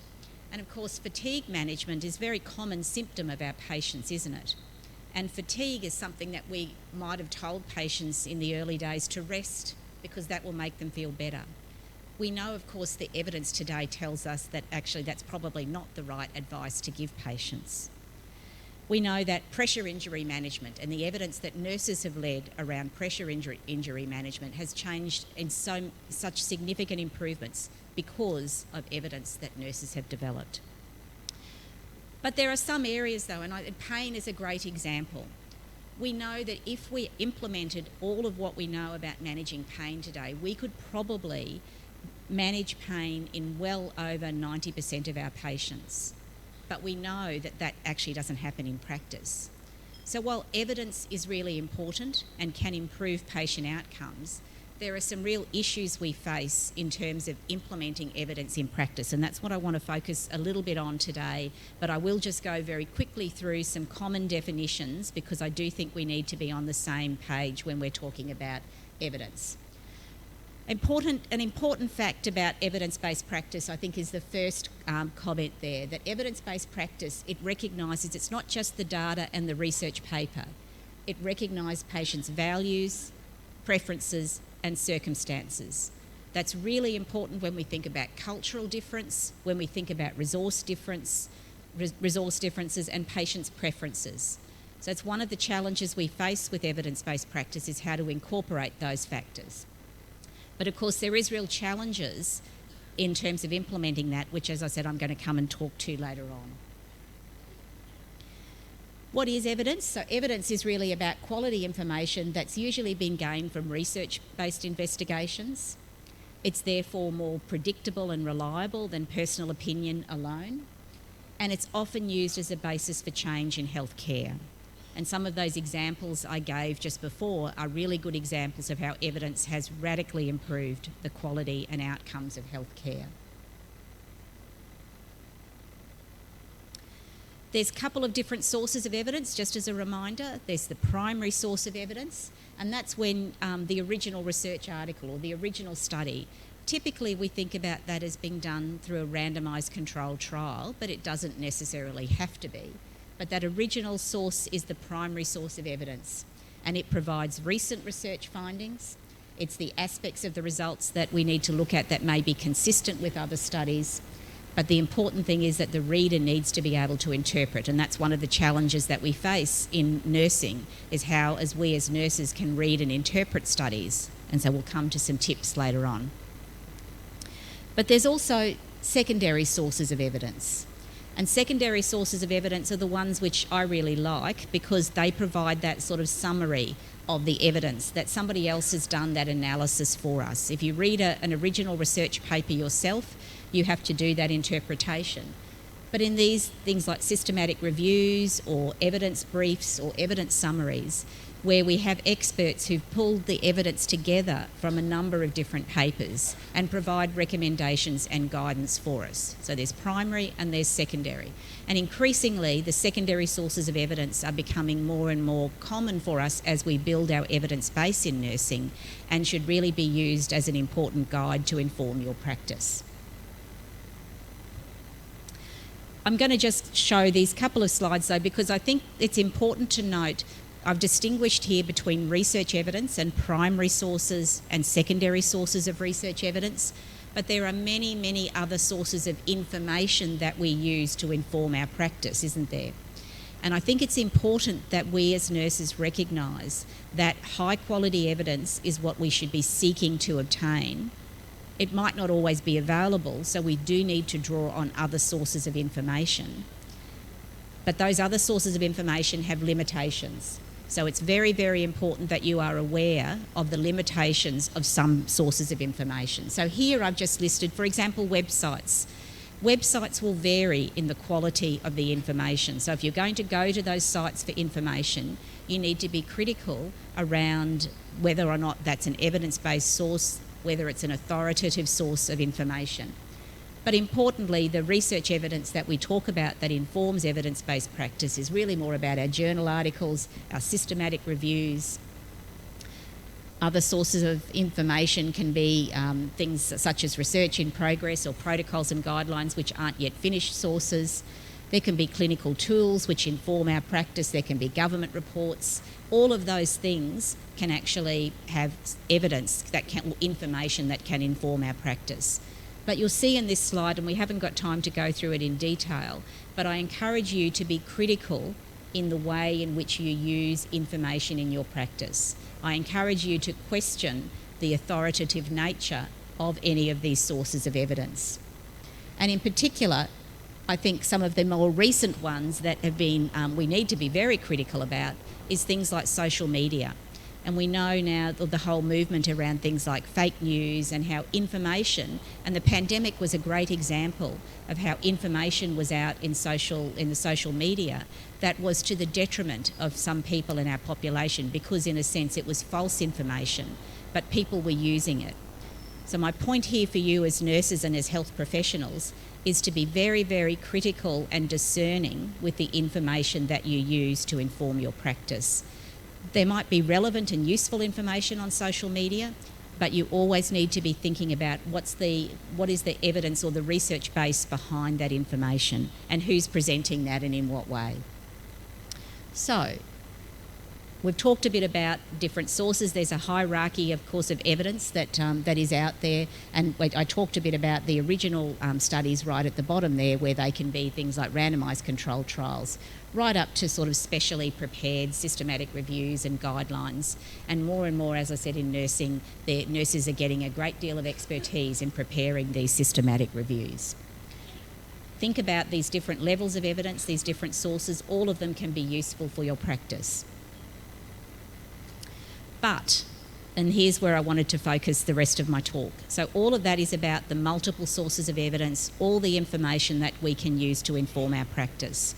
The challenge we have, and pain is a great example, the challenge we have is that while we might have good evidence about some of our practices, that evidence is sometimes not implemented in practice. And it's because of, this is a great picture from this site, from this blog that I read, where it's about this ecosystem. And while we might have the evidence produced, evidence production that is very, very rigorous, and the synthesis which is very, very rigorous, it's got to be implemented. And there's a number of different challenges with that implementation in terms of how we disseminate that to clinicians and patients and how we encourage shared decision making. We've got a long way to go there. And of course, the top corner over there about evidence evaluation. Not all health professionals have had adequate training and skills to be able to critique the quality of evidence. And so we need some help, because it's also true that healthcare professionals can't keep up to date with all of that information. So when you think about this complex system, it's actually not surprising that while evidence-based practice sounds very simple, it's actually very complex when we go to implement that with the patient in front of us. So is nursing evidence-based? I think there's a really interesting paper that was published just this year, very recently, and it was a review of, they did a scoping review of evidence implementation studies across nursing, and they did quite a broad search, and they found 8,500 articles, and of those 636 they included in this review. Interesting, when they were looking at evidence implementation, most of these were done in the US, and that 90% took place in acute care, which doesn't really reflect the practice of oncology nursing today, does it? There was huge heterogeneity or huge difference in how the projects and implementation of evidence was described, and that the various evidence-based practices, just over 1/3 of them really focused on infection control, and there were most of them actually in the US system, of course, were related to cost efficiencies, not just about patient outcome and patient experience. But 94% of those studies, this was a really important part of this review, I think. So basically what they were saying is, yes, there's a number of evidence implementation studies out there. A lot of them are about narrow focus about particular topics, but 94% of them showed a positive return on investment, those studies that looked at economic evaluation. So a really important message about when we ask the question, is nursing evidence-based? Well, this is saying when it is, when we do implement evidence, there's also a significant return on investment in terms of the value for the healthcare system. And the two most reported patient outcomes were length of stay followed by mortality. I've just got two quick graphs from this study, and you might not be able to see the detail here, but what I wanted to show you, these were the topics that were evidence implementation. Right up the top was infection control, as I just said. But oncology nursing, oncology care, there was only 5 studies, and it's about halfway down that graph. So for us as an audience of oncology nursing, this was just reminding me when I read this paper that while, of course, infection control and all of those things have application to oncology, oncology-specific studies, there were very limited number. We need clearly to really do a lot more about implementing evidence in oncology care and oncology nursing. And this was really a study where this graph came from that review, where the most important point here is really the top line where it's got worse. Basically, when they looked at all these studies, there was only 4 studies where or 5 studies across all of them where they found that the patient outcomes were worse. Down the bottom, where improved, in just nearly all the studies where evidence was implemented, the patient's outcomes improved. And the return on investment, as I said, was important. So some really important messages in this review. Evidence-based practice is still really, really important. We have to work much, much harder to look at how we can actually implement that in practice. But what are the criticisms? There's a whole range of reasons, as I said, that we don't implement evidence. And that's because evidence comes in quality and selective reporting, that there's sometimes misquotations, it's garbage in, garbage out. If we do poor research, people will then still quote it even though it might be poor research. And sometimes it's slow and out of date. I work with a colleague at QUT whose whole mission is on research quality, and he talks all the time. He does talks on how poor the quality of many of the publications are. There's often bias in researchers, so we want to find a positive result, so we often just emphasise the results in our conclusion that are positive, and sometimes we only just go and read the conclusions, don't we? Sometimes as nurses, when we're not that good consumers of the data, we actually just go to the conclusions and sometimes can take that even though that might be biased. And of course, a lot of what's in this is it actually often doesn't necessarily always reflect that patient-centred approach in how we do it. So there are a lot of criticisms of evidence-based medicine, despite the fact the slides I just showed previously indicate that if we do it well, it clearly makes a difference. Other things we should be thinking about, though, that are on the landscape that are going to change evidence-based practice, that potentially will really help or potentially can actually have some risks, and that's about artificial intelligence and evidence-based practice. And there's a whole lot of discussion at the moment around things like ChatGPT and all of those things, and how can we actually, and some people believe that some of those AI tools such as ChatGPT will be good because they'll actually be able to do systematic reviews much, much quicker than human beings.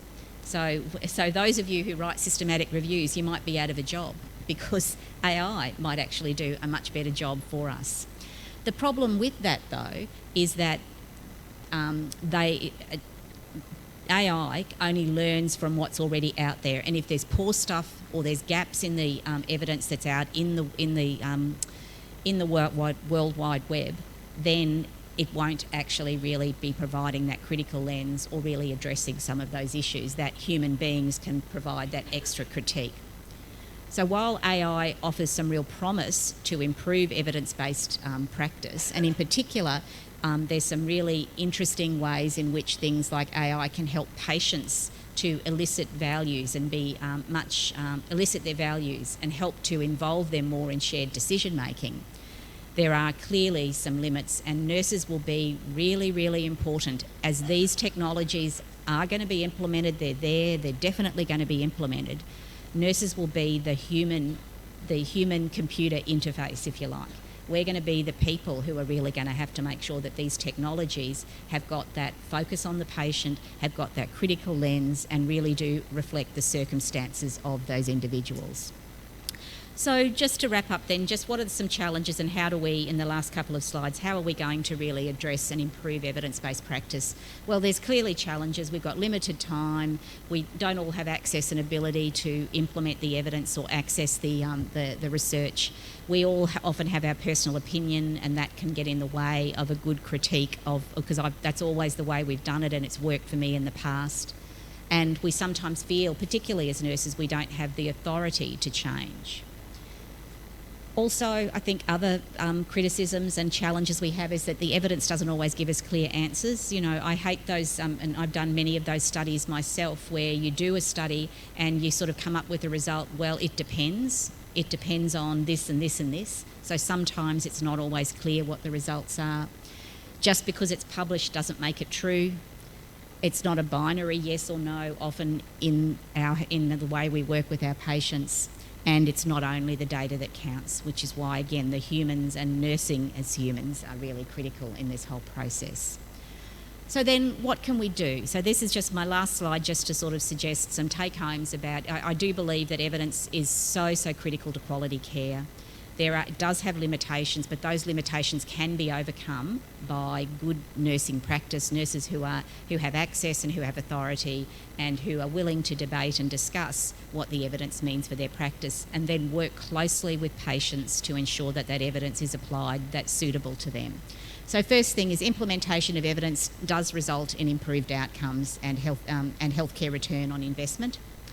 That, like research and quality improvement, standardised evidence-based terminology and methodology must be consistently applied. Because one of the things in the literature is we do use these terms very differently.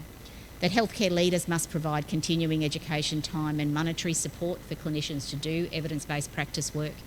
Given how much it returns on investment, that giving of time and resources is probably a good investment for a manager. That more evidence-based practice is needed on all important health issues. You saw from that slide we're nowhere near really covering key health issues. And that return on investment needs to be consistently measured and reported in our evidence-based practice work, because that's going to be a really critical part of the argument for why we need to continue to build and develop more evidence. So thank you for this opportunity to share a few thoughts, and I'm really privileged to be able to talk with you today. Thank you.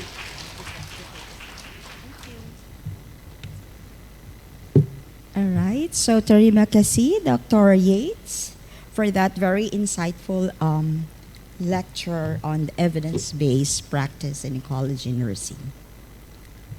Our next topic, which is the fundamental roles of caregivers for oncology patients, we have a director of the School of Nursing, National Taiwan University, Director of Department of Nursing, National Taiwan University Hospital.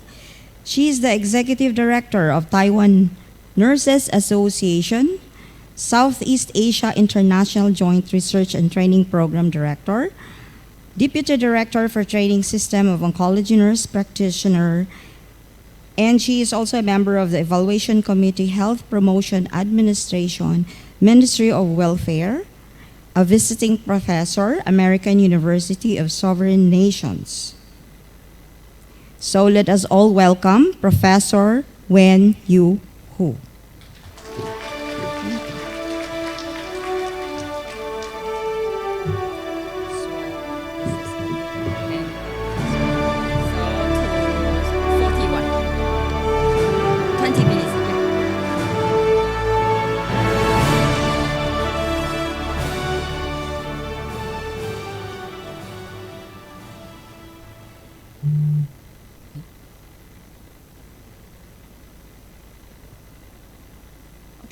Ladies and gentlemen, good morning. I'm glad to have the opportunity to share my personal experience with you. Today, I will present the fundamental role of caregivers for oncology patients. We know,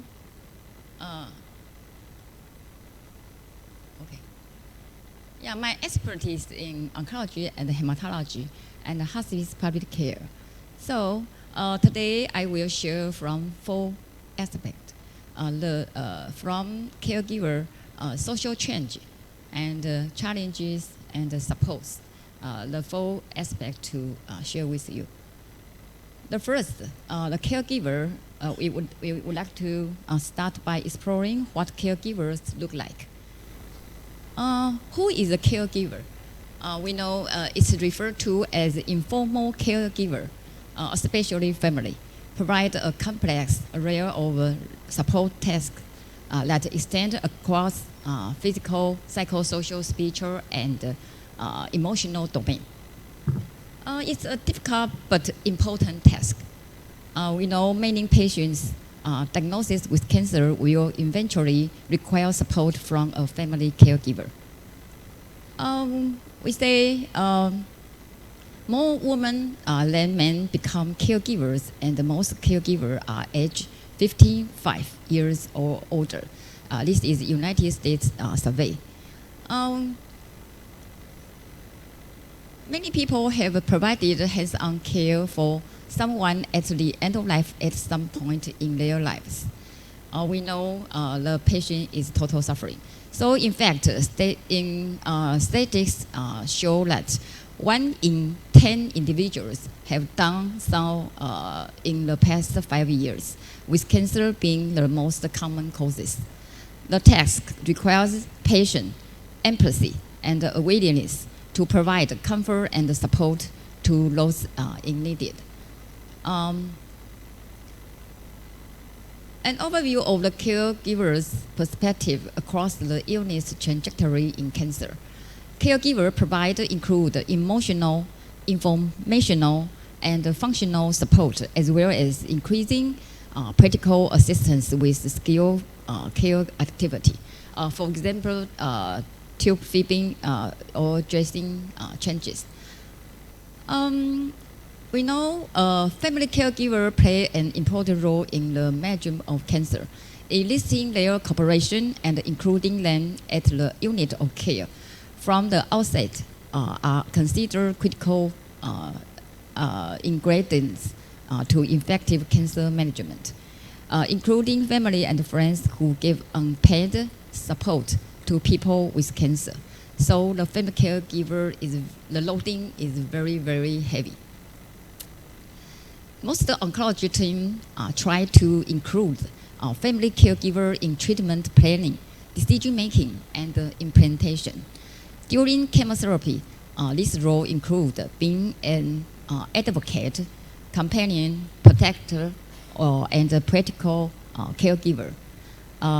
Would like to providing significant emotional and physical support, assist with symptom management, help administer medicines, and coordinate care. The fundamental role of a caregiver, we could to the illness of trajectory to description.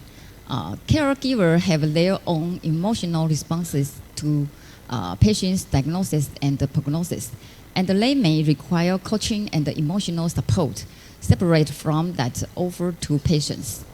Caring role and caregiver burden are profoundly affected by the patient's prognosis, stage of illness, and the goals of care.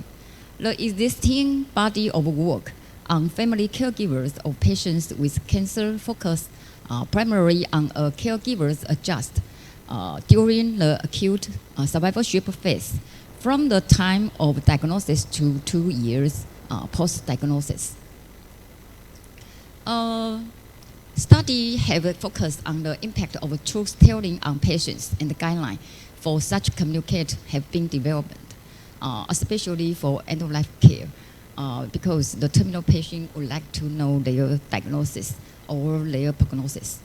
But little attention has been paid to caregivers' specific informational needs and preference for diagnostic information. Caregiver is expected to learn new illness-related terminology with the cancer patients and the participant actively in treatment decision-making. For example, we say palliative care. Sometimes the family and the patient don't familiar with the terminology. So for all these reasons, caregivers experience a complex array of powerful emotions that may equal or surpass experienced by the patients during diagnosis and the treatment. At the diagnosis stage, family caregivers are expected to take an active role in decision making and to treat options beginning during the diagnosis phase. So the caregivers is expected to do the following. There are 4 jobs. The first is integrate new medicine information. The second is learn new ill-related terminology. The third is enter a new treatment setting. The fourth is find the time to accompany to the patients to medical appointments. So the family caregiver are very busy. During hospitalization and treatment, the caregiver's family often steps in as a patient's advocate and the primary decision maker at the request of the patients. However, a caregiver fulfills that role may depend on his or her pre-existing relationship with the patient at the level of agreement between caregiver and the patients. Disagreements and conflicts can complicate decision making and affect treatment. During the active treatment, the caregiver reported difficulties in juggling the completing demands of providing emotional and tangible support to patients while meeting the ongoing obligations of home, work, and family. So the demands of providing transportation, scheduling, and making hospital visits, arranging for home care, and dealing with insurance may be physically and emotionally exhausting for both cancer patients and their caregivers. So the family caregiver have to do many works. The fundamental role of caregivers when the transition at home. Transitions between care settings are particularly stressful for both cancer patient and their caregiver. The immediate post-hospitalization period may be the most precocious for caregivers, filled with mounting concerns about managing patients at home while also attending to their own health. When the patients come back home at the home care, if the cancer patient is received home care, the caregiver is responsible for managing home care professionals, organizing necessary medical and food supplies, and manage any medical emergency and they may arise and general navigating the health. So they are stressful at home. The issue faced by caregivers of people diagnosed with cancer, we know the physical impact of caring in health and lifestyle. The caregiver, they feel tiredness and exhausting, back, neck, and shoulder problem, and blood pressure, and heart problems, and arthritis, and stress-related illness. This is belong to physical impact. And the another psychological impact is anxiety and depression. The prevalence of anxiety and depression range from 16 to 15.6%. The other social activity and the relationship and the work status also is the heavy impact to the caregiver. This is a study from in order to know the anxiety and the depression correlated with the burden. We know the anxiety correlated with caregiver burden and the patient's disability, the level of disability. And the caregiver burden is also correlated to social burden and the disability. So the anxiety and the caregiver burden and the depression, all is the positive relationship correlation. The other impact is economic impact. This is potential impact of caregiving on employment. Like loss of employment or health insurance or retiring or income. And the time away from work, reduce work productivity. And they may be working extra hours to compensate for patients' inability to work.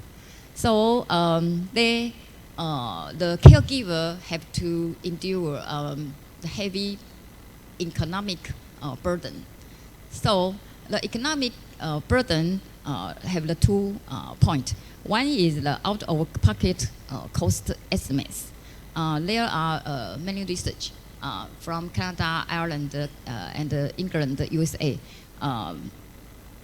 About 500 Canada dollars. The family caregiver have to spend the cost.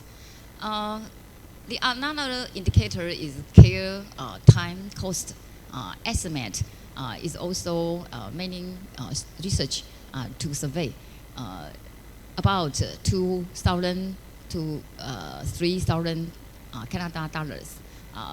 The family caregiver have to spend the time and the cost.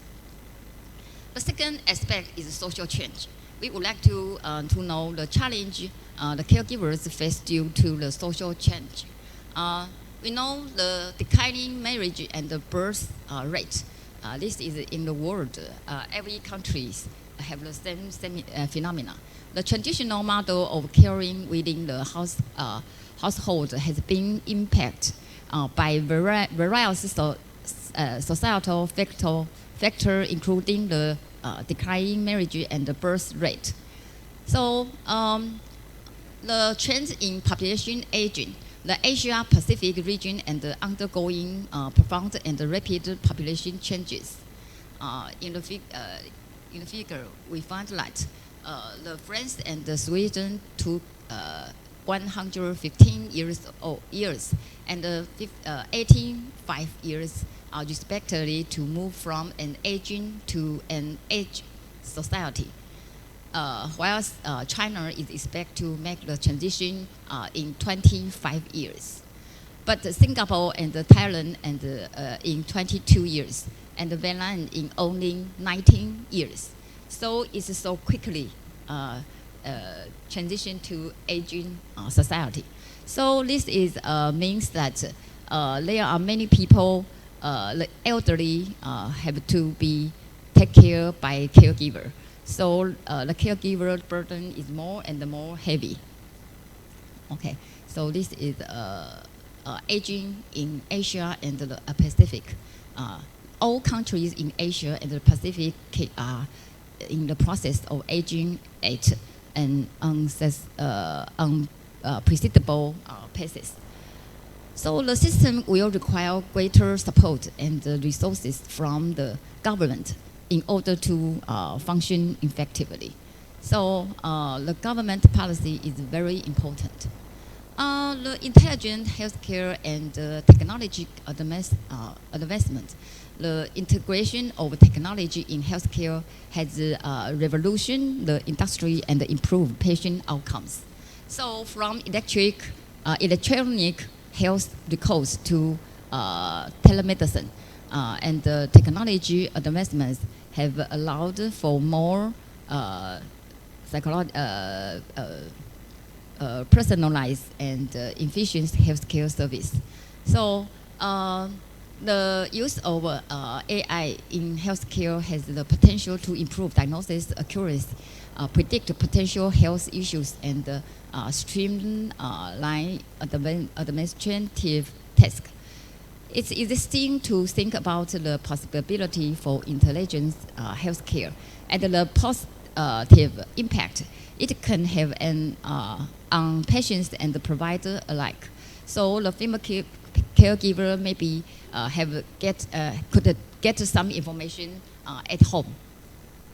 The third challenge in order to understand the unique struggle and the challenge caregiver face. So we know caregiver must learn the operation of electric information products in order to cope with telemedicine and the digital learning using AR or VR to take care of the related informations. The system will require to give them support. This is another research from the patients and the caregivers' viewpoint. Patients report unmet financial, emotional, physical needs as most prevalent, but the caregivers report high unmet care and support needs of patients as most prevalent. Patients and the caregivers all have the distress, depression, and anxiety symptoms. So the patients and the caregivers have the same psychological and social problem. In addition, disagreement with the family about the most appropriate treatment options for the patient can cause excessive stress for both patients and the caregivers, resulting in diminished quality of life. So the cancer communication assessment tool for patient and the family is an instrument to assess the congruence in patient-caregivers communication. So this is a good tool. Finally, aspect, we say the support. How we can support these amazing people in their role as caregiver. We know there is less guidance for healthcare professionals how to provide optimal care for older adults living with cancer, how to support their caregiver. So sometimes over-treatment or under-treatment in cancer care. So the professional have to give some information to the caregiver. So the SIOG and the ASCO, they recommend the use of a comprehensive assessment tool for the elderly who get the cancer and receive the treatment during diagnosis stage or post-diagnosis. So their position statement include 7. So this 7 you could read in the website. So I cannot to mention too much. Finally, we know this is we have to use the system thinking to know how to resolve the healthcare giver burden. So in Taiwan, this is a systemic model. So I have no time to explain to detail. But finally, we find we use the system thinking. We find that the skill mix model is integrated hospitalization model is a good resolve the family caregiver burden. So the skill mix model, we say that the model is in Taiwan. We create an innovative model of integrated inpatient care model. We link the skill mix planning in the hospital. So we use the integrated model to decrease the family caregiver burden. So this is the conceptual framework how to evaluate the model. So from the policy, we have some strategy to resolve the problem. This is our integrated model, how to work. We use the technology to help our manager to assign the nursing aides to decrease the family caregiver burden. So now the government give our some money, some budget to do it. Finally, in the initial phase, from the patient's family and the nursing aides and the nurse, they all very satisfaction with satisfied with the integrated model. So this is our Taiwanese model.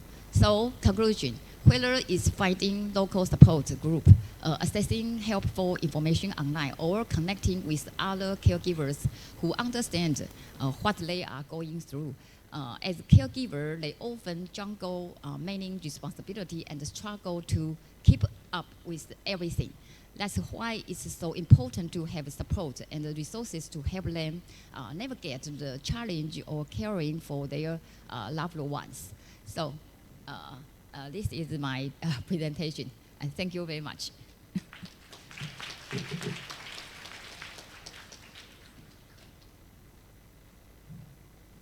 Thank you, Professor Hu. Let's move on to the next topic, because we know very well that cancer treatment is not cheap. So to talk about the financial burden in oncology treatment, we have our next speaker is the president of the Thailand Intravenous and Chemotherapy Nurse Association. She is the present nurse researcher in Mahidol University, a clinical nurse specialist in oncology nursing at Outpatient and Surgical Nurse Division, Faculty of Siriraj Medicine, Mahidol University. She is a registered nurse in Surgical Nurse Division, Nursing Department, Faculty of Siriraj Medicine of the same university, Mahidol University.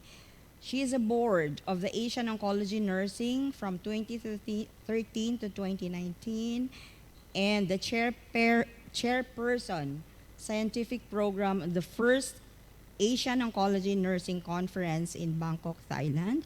So let's give a round of applause to Professor Pongpak Pitapayan.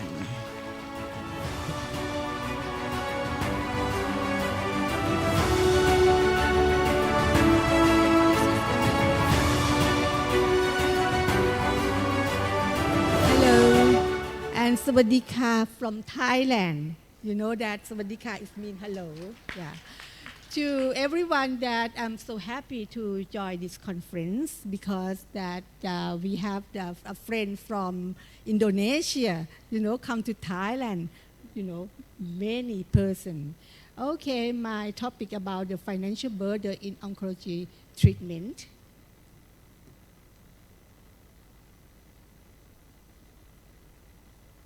Yeah, for the content, I can see we have the financial burden in oncology treatment, the burden of cancer in Asia Pacific, and financial toxicity in the treatment of patients with cancer, financial burden vs financial distress, oncology nurse navigator, and the last one is about the conclusion, AONSC start to lead change financial burden in Asia Pacific. Yes, we know that for the, I think that I can see the, we can see that cancer is leading illness among the population around the world. For in Asia Pacific, we can see about the 50%, around the world compared with the last in the US or in European. Then for most people, a significant consideration is medical treatment. Expense, this will depend on the type of cancer, the hospital use and the treatment approach, such as an operation, a radiation treatment, and hormone or chemotherapy or immunotherapy treatment during the cancer treatment. For the incident in Asia, we can see that total population in Asia Pacific, China is the most, have the population. And for the incident rate of cancer in the Asia Pacific, we can see that in Japan, Thailand have the, higher every year. And the burden of cancer in Asia Pacific, the report explore the state of cancer care and access to cancer drug in Asia Pacific, 14 countries, and location refer to the, we call the market or the country in the report are included in the analysis. This report is done by the Swiss Institute Health Economic Report in 2021. They are grouped into two groups. The first group is 7 income countries, such as Australia, Hong Kong, Japan, New Zealand, Singapore, South Korea, and Taiwan.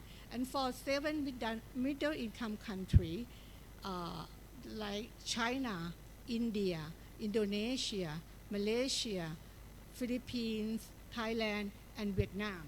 I think that we, all the country that have the report already, then would you please have a look that we will got the problem, like, you know, for the outcome that the financial burden in Asia Pacific, we can see that the payment is for the government payment or the insurance payment and out-of-pocket payment.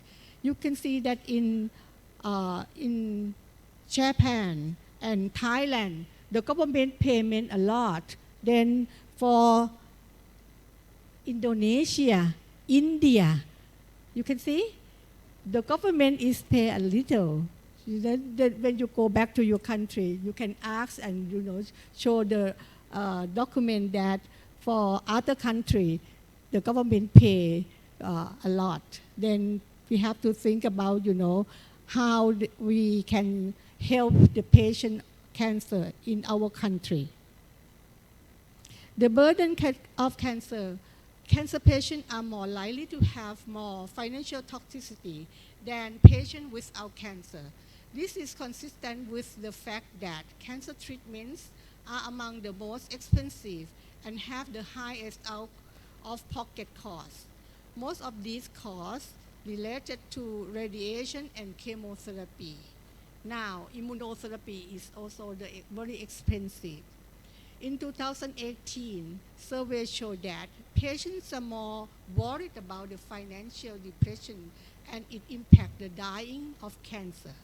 Emotional distress from the diagnosis of cancer amplified by financial toxicity impact the patient's ability to cope with the physical and psychological of cancer therapy, thus negative impact outcome. Financial toxicity describes problem a cancer patient has related to the cost of the treatment. Several studies show that the cancer patients and survival are more likely to have the financial toxicity than are people without cancer. The level of financial toxicity you may have will depend on several factors in your household. Cancer treatment can affect your ability to work and pay your bills. The conceptual framework, financial toxicity in the treatment of the patient with cancer. We can see that for the conceptual framework, the objective financial burden is due to the direct cost of the cancer treatment, which increase over time from diagnosis. This financial burden is relative to the income and assets of the household of the patient with cancer, which decrease over time. For the subjective financial distress ensure with mountain cancer-related expenditure and reduction in the wealth combined with the anxiety and discomfort by the patient over the cancer experience. The first time that, you know, I know about the impact of the financial burden in the cancer patient, when I got the scholarship, you know, myself, long time ago, I have the tie, you know, like a hair like this. I got the scholarship from the UK government and the government of Thailand. Got the scholarship to join the certificate course of oncology nursing in London. Then for there, I can learn a lot of the oncology care team that they can help the patient to cope with the financial burden in their treatment. Cancer challenge in often overwhelming disease. Oncology nurse require a team of healthcare professionals, each playing as an essential role in providing comprehensive support for the patient. The oncology care model recognizes the importance of nurse navigator in providing personalized patient center. You can see that I have the deal with the most of the like a team, like in how can I use this point? This the last one is the manager in the blue one. Yeah, you can see that the manager, one of the manager come from Malaysia. Yeah, in the same region that we can understand about the Asian behavior of the coping with the cancer. And the good one is about the doctor, like the radiologist. He wear the mask when he do the radiation for the children. Children don't like to see the doctor, but he want to see the mask of the doctor. Then they can have the radiation easy and happy to see the the face of the doctor like in the mask. And the team of oncology nurse had wear the blue belt, but in the middle up, she wear the white belt. That is the IV team. And the left-hand side is with the male nurse. He is the clinical nurse specialist or navigator, nurse navigator. Then I have experience to work together with them to do, to help the patient to cope with the disease and the financial burden of the disease. For when I come back to Thailand, I study the PhD and do the research together. And in my university hospital, we're going to start the position of the clinical nurse specialist or navigator, that the nurse should have the master degree to do this position. For oncology nurse navigator, are registered nurse who specialize in assisting care patients and their family with navigating the complex health system. And they play a vital role in helping to ensure that all aspects of patient are run smoothly from diagnosis to treatment. You can see myself in Thailand, we wear the white, shirt for the nurse. I sometimes have to assess the patient that which one I have to do for the individual counseling, but sometimes we have to do the group counseling. For example, for the man who has the problem of the prostate cancer, they always think about, sex life. Sometimes they think about the sex life after the doctor said that you have to operation. Then I say, no, I don't want to have the operation for orchidectomy or something like that, or prostatectomy. Then the doctor have to tell me that, could you please help me to communicate with the patient, because sometimes they don't want to talk with the doctor. For the nurse soft and can understand him. Then I have to use that which kind of the support that I can help them. And sometimes, for the financial burden, we have to have the meeting with the family. And sometimes we have to meeting with the doctor in the group. We can invite the doctor like oncologist to come to talk with the patient. Because in Thailand, the patient is too much, then the doctor have no time to talk. It's different from in America, like MD Anderson Cancer Center, when they have to train there. They have the time for the doctor that for the doctor have to talk with the patient just only 8 minutes, and the nurse have the 11 minutes to, give the support or talk with the patient. Like here in Thailand, then we have to apply this communication way to help the patient to cope with the cancer and the cancer burden of the cost of the treatment.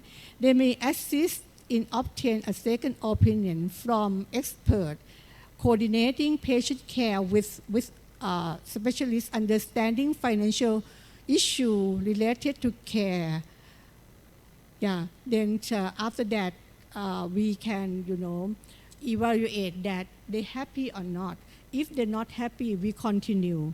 Normally, I think that in the cancer center, we're going to have the the one that could help to talk with the patient about the care cost. But for the cancer, I think that the oncology nurse is a good one to give the support because the patient want to ask about the patient much more than just only the money.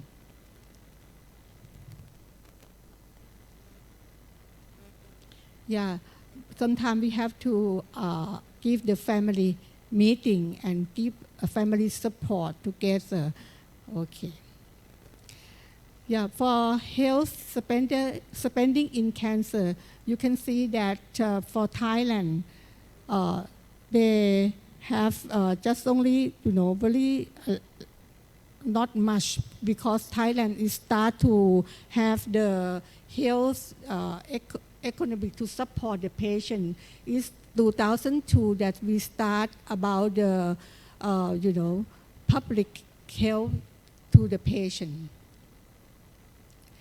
Yes, I think that for Asian Oncology Nursing Society, we start lead change in financial burden in Asia Pacific.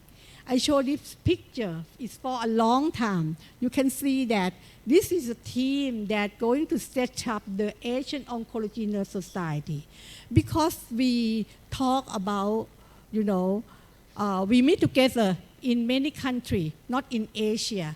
Like this time we go to Prague, that we ask, why not? We have the Asian Oncology Nurse that we can have a meeting in Asia. It will low cost, and then we can help together. Our country can help to prove the problem together. Then in Prague, for the meeting of the 7 ICCN meeting on the September, we meeting together and have the team, like, in here, Indonesia, Thailand, Winnie from Hong Kong, and Kazuko from Japan. Could you please, Kazuko, he start to talk together that we could be set up the Oncology Nursing Society in Asia. And I myself have to work with the Kazuko to the co-founder of the organization to set up. And the first time of the Asia Oncology Nurse we set up in Bangkok, Thailand. It means that we want to improve the research, evidence, and practice for the, in health, in Asia cancer in region for our people in Asia Pacific. Then I think that since a long time, we do, the first, the second, the third, the fourth, the fifth, and the sixth in here around the country. But we still alive. Then we need to about the cancer incident in Asia Pacific should be small down. Then could you please, because anytime that we have the meeting, we have the education or talk about the cancer prevention, like Winnie talked this morning, and advance in treatment development, cancer nursing education, evidence-based oncology nursing, hospice palliative care, innovation in practice, psychological and cancer survival, quality of life, patient safety, and quality of care, sexual health, smart care, spiritual care, symptom management. For the survival, we would like to thank Dr. Dr. Passy, that she, start to do the research for international research about the survivorship. That's for, we can do about the survival. Then I myself is a project investigator together with the doctor of Thailand. That the doctor said that it's good. The nursing is care about the survivor. It's very important for to help to improve the quality of life and financial burden in our Asia Pacific. I think that this is a cancer leadership, and all of them, in this picture, is one that have opportunity to join the course at the Leadership for Change in Geneva, ICN. Yeah, thank you for Nancy again. Yeah. Then I think that cancer leadership and management are not only about making decisions, they are about fostering a collaborative and compassionate environment where every team members strive to ignite and light to hope in the hearts of patients, guide them through darkest time. We will work with our patients in our Asia country. Thank you.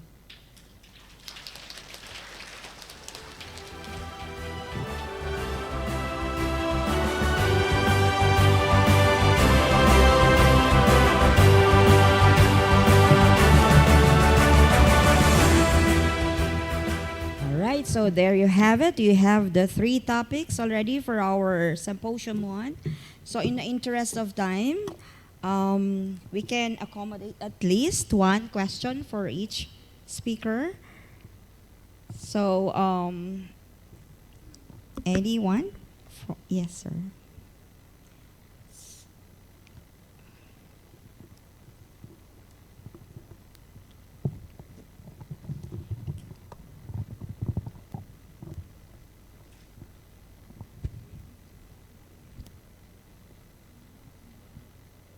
So we have discussed the evidence base, the caregiver, and the burden, financial burden of cancer. Hi, good morning. My name is Nurse Chase. I'm from the Philippines. And my question is for Ms. Patsy regarding evidence-based practice. Evidence-based practice in oncology takes a long time to implement. According to an article by Nurse Jabali in ONS 2021, it takes 14 to 17 years from inception of the knowledge to the implementation to the nursing practice. How can we shorten this length of time from the inception to the implementation in the bedside? And how can we, an oncology nurse, make a difference in the application of evidence-based practice in their hospitals? What if the change of practice costs more to our patients and to our hospitals to implement? And as an organization, as the Asian Oncology Nursing Society, how can we do and help oncology nurses in Asia to implement? Should we make a statement, a strong statement, as to how these evidence-based practice be implemented in the bedside? Thank you, Ms. Patsy. Thank you. That's a lot of questions in that. Yeah. So I'll make very brief comments because I'm conscious we are way over time. I think that the history of how long it takes evidence to get into practice is changing because we are much better educated and because we have better technologies and ways of sharing information. We now work as much more collaborative and communities, not in isolation. So it will be sped up much more rapidly.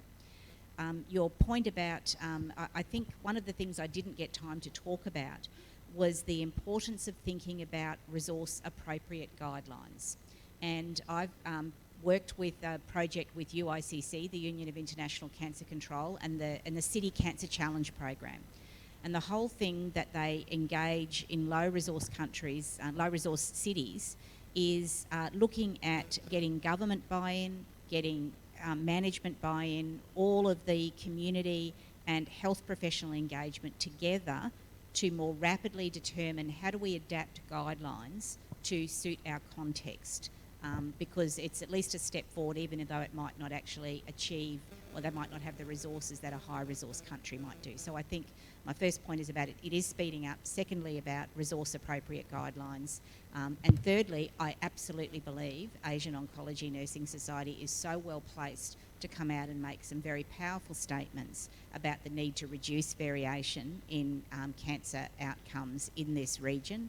And I think I'm also very aware that there are many, many talented nurse researchers in this region building the evidence base, and that gives me great hope that, again, that evidence practice gap will change rapidly.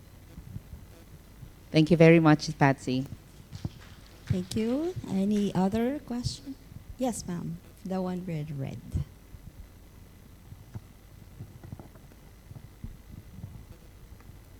Thank you very much. I'm so grateful here to get insightful information from professor across the countries here. I'm Ririn from Indonesia, Yogyakarta. I would like to ask for Professor Patsy, would you like to share how the standard of evidence implementation, I mean to implement the result of the research to our nursing process in caring patient? Because I believe maybe it's not because it's not based on one or two research so we can implement for patient. It's because of the ethical issue or maybe the standard. So can you explain about that? And also you mentioned about evidence evaluation, because usually, especially I usually do evidence production and synthesis, but how about evidence evaluation? Can you explain and give example for that? And for Professor Wen Yuhu, as we know that to make health decision, we have to consider patient preference, as you mentioned. But in some case, patient preference and family preference has difference. So how to get a good agreement between patient and family, patient and family preference is different in some case. But in the condition, family have the big role in caring patient. So how to get a good agreement between family and patient. And also you mentioned about one tools for communication between patient or family. I'm not sure, can you explain more? Maybe we can use that tools in Indonesia. And for Professor Pongpak, thank you very much for the information. It's quite same with my previous research that in Indonesia, the highest unmet needs is about financial.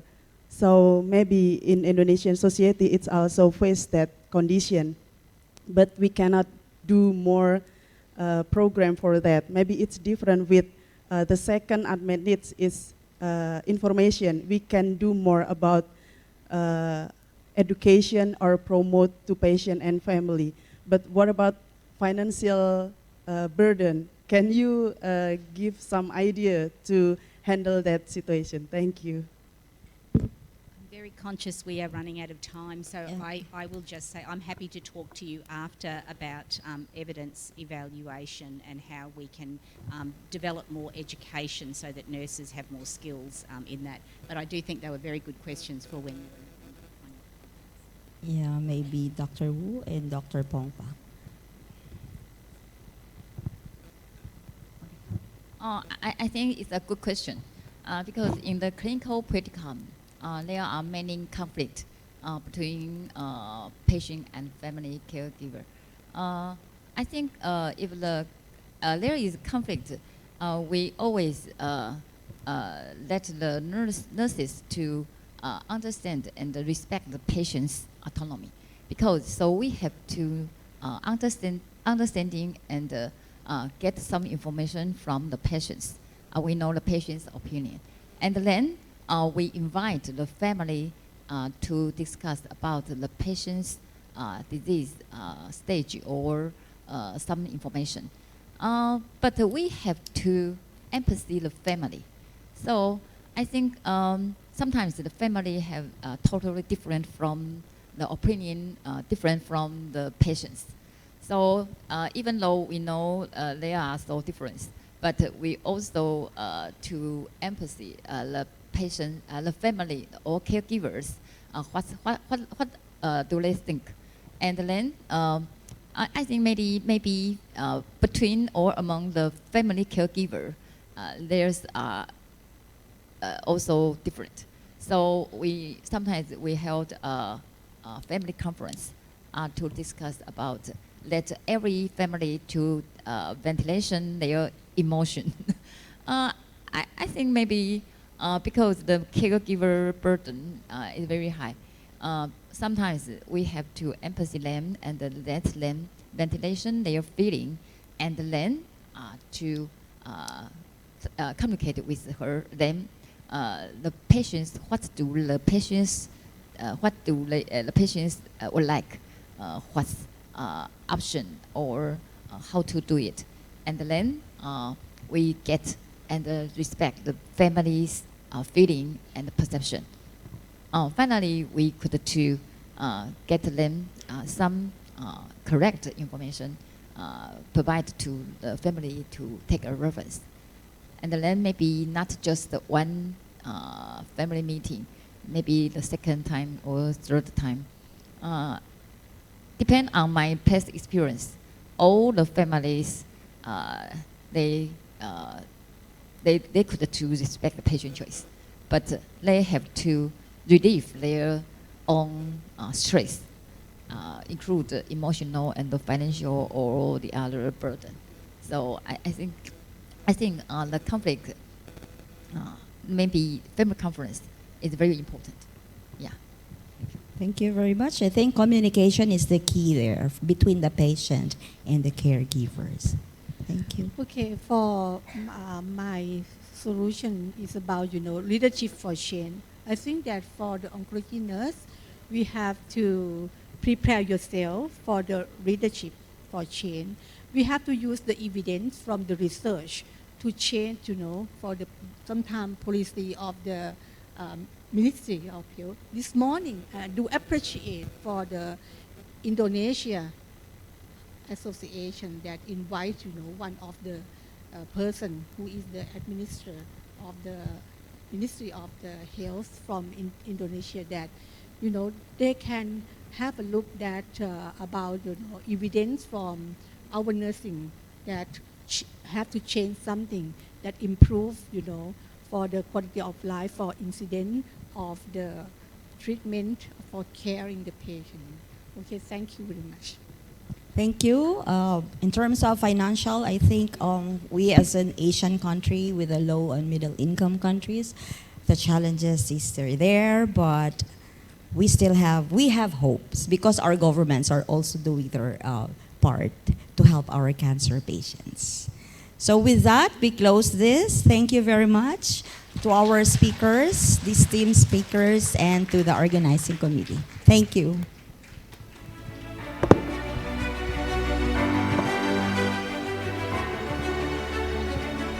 As a symbolic ending, we would like to giving placards for the moderators and the speakers.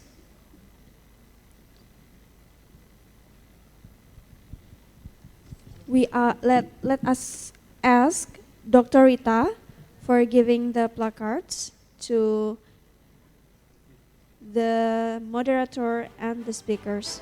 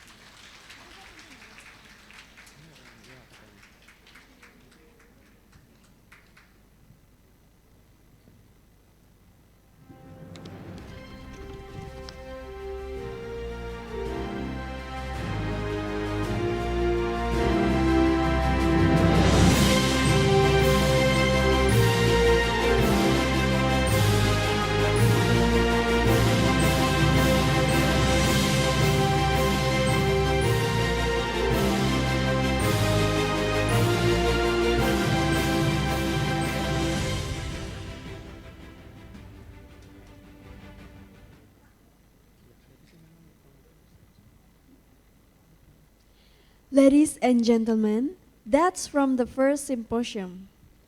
Now, the next agenda, we still have the other symposium. This session will be chaired by Lucia Ernawati.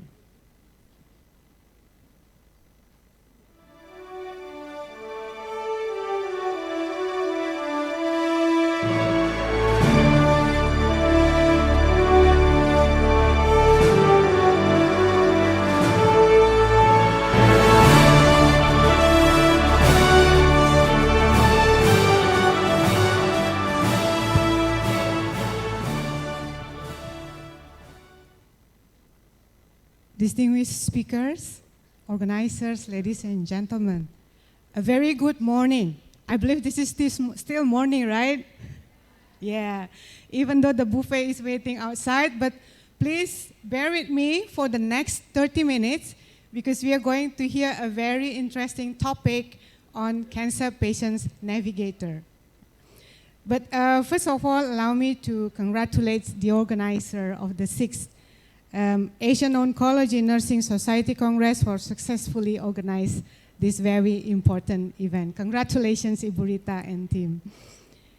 Ladies and gentlemen, the topic of this last sessions this morning is about the important role of cancer patients navigator for better patients experience and better health outcomes. Allow me now to introduce the speakers. It's a very important person for this important event. So she flew far away from India to this event.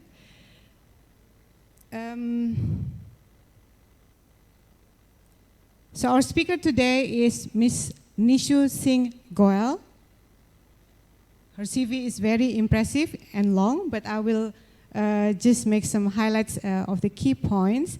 So Ms. Nishu is currently a consultant at Tata Memorial Center, India.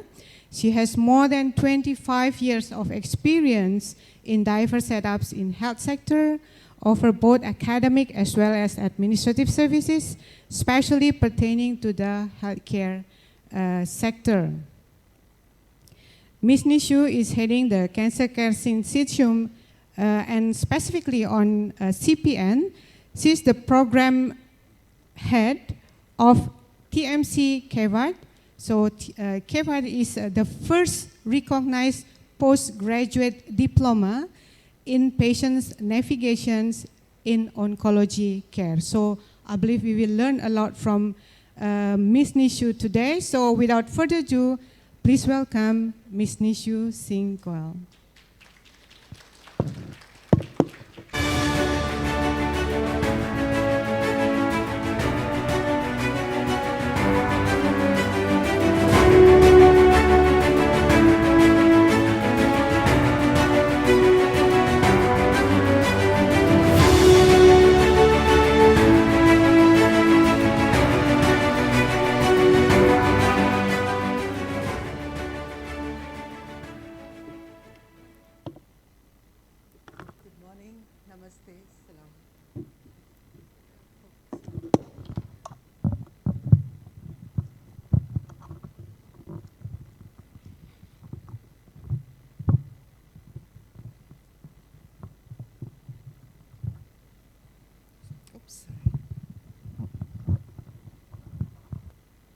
Hands are always necessary. Thank you.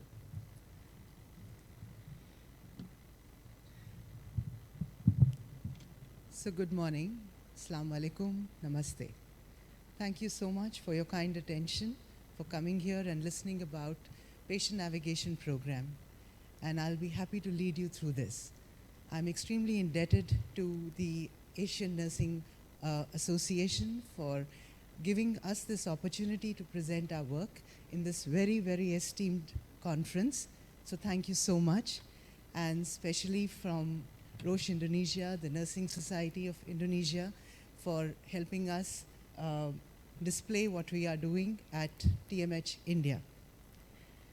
So I am the program director of patient navigation program at Tata Memorial Center, and I'm here to talk about the important role of cancer patient navigation for better health outcomes and better patient experience.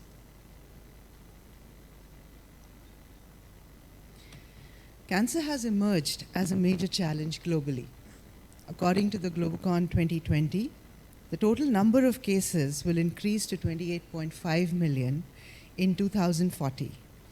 And Asia contains 60% of global population, 50% of cancer cases, and is estimated to account for 58% of cancer deaths. LMICs will contribute to most of the increase in the next 5 years.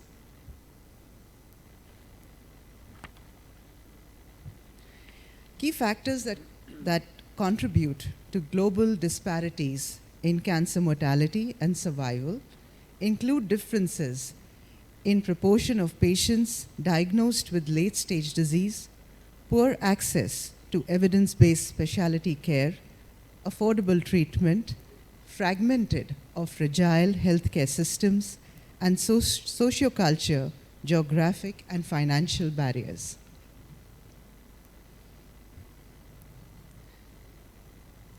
In a guide to early diagnosis, which was published by WHO in 2017, it indicates the potential delays in 3 steps as intervention, which is awareness and accessing care.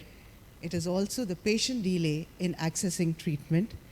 Clinical evaluation and staging is the provider delay or the system delay of inaccurate diagnosis, testing, and staging referral. Access to treatment is dropout and abandonment, which is clearly influenced by financial, geographic, logistical barriers, and socioculture barriers.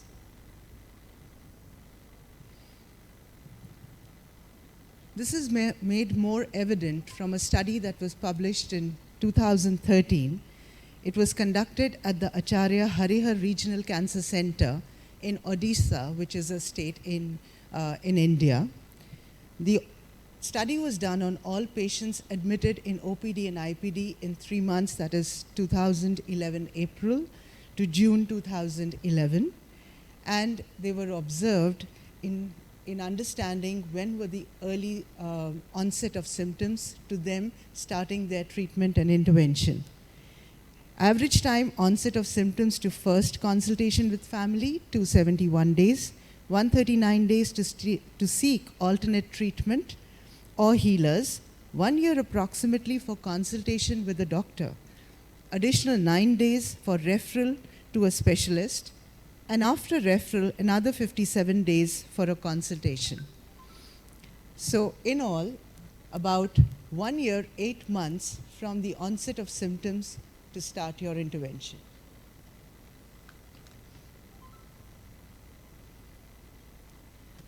The potential interventions that have been suggested by the Guide to Early Diagnosis by WHO in the first step of awareness and accessing care is to empower and engage people and communities, improve health literacy, reduce cancer stigma, and facilitate access to primary care. In the second stage of clinical evaluation and diagnosis and staging is to improve provider capacity at first point contact, strengthen diagnostic and pathology services, and access to treatment, which has more of logistic financial barriers, is to develop referral mechanisms and integrated care, provide supportive and counseling, and people-centered care. And next is to also improve access to treatment by reducing financial, geographic, logistical, and sociocultural barriers.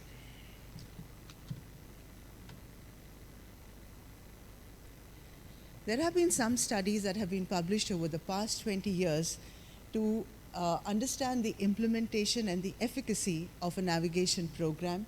The first study was in Harlem in 1990, which was the originator of the model of patient navigation, and it showed that this 5-year survival outcomes increased from 39% to 70% in breast cancer in women. Another study that was done in India in Barshi, which is a rural outpost, it is also the IR hub for rural cancer registry. It showed a difference of the late stage presentation converted into the first and second stage presentation of cervical cancer, it improved 13% from 1988-89 to 1990-92. This was a very interesting study because it was done in the community, wherein the community workers were to capture data for cancer registries, and while they had gone house to house for data collection, they also spread cancer education and awareness. They issued referral cards to individuals who were high risk, also ran community camps, and liaised with the families for referral to hospitals. And that is how there has been an improvement in the staging of cancer and stage at presentation. The Mumbai study was by Dr. Mitra et al. Of 150,000 women who were randomized to receive 4 rounds of breast and cervical cancer screening and awareness and education, and follow up every 3 months by community navigators versus 1 round of education alone. And it showed a 30% reduction in breast and cervical cancer mortality at 20 years, with a sustained early detection even at 20 years of follow-up. Very close to home is the Malaysia study by Dr. Jagannath, who is also here, and it showed improvement in all indices of patient care between a year wherein patient navigation was not introduced versus it was. And the conclusion is that patient navigation is essential in addressing barriers to care.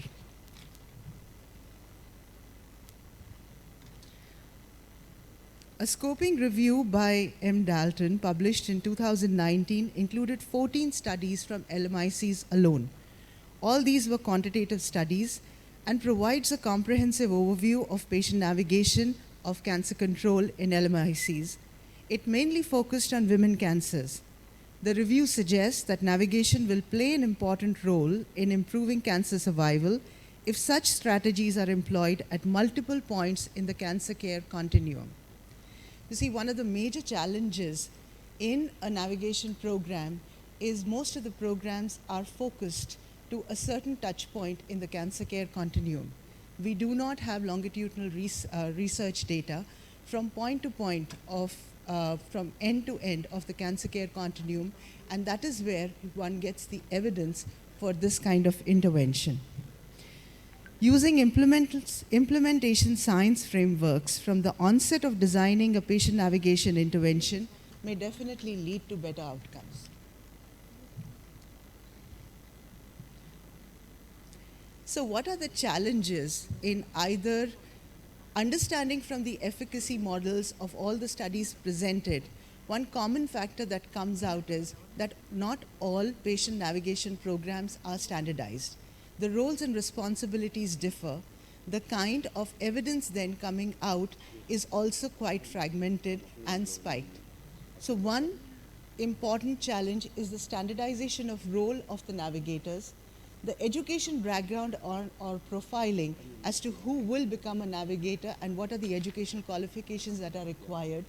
What is the training that is required for training the navigators to address both clinical as well as psychosocial aspects of care, as well as funding, which needs to be sustainable.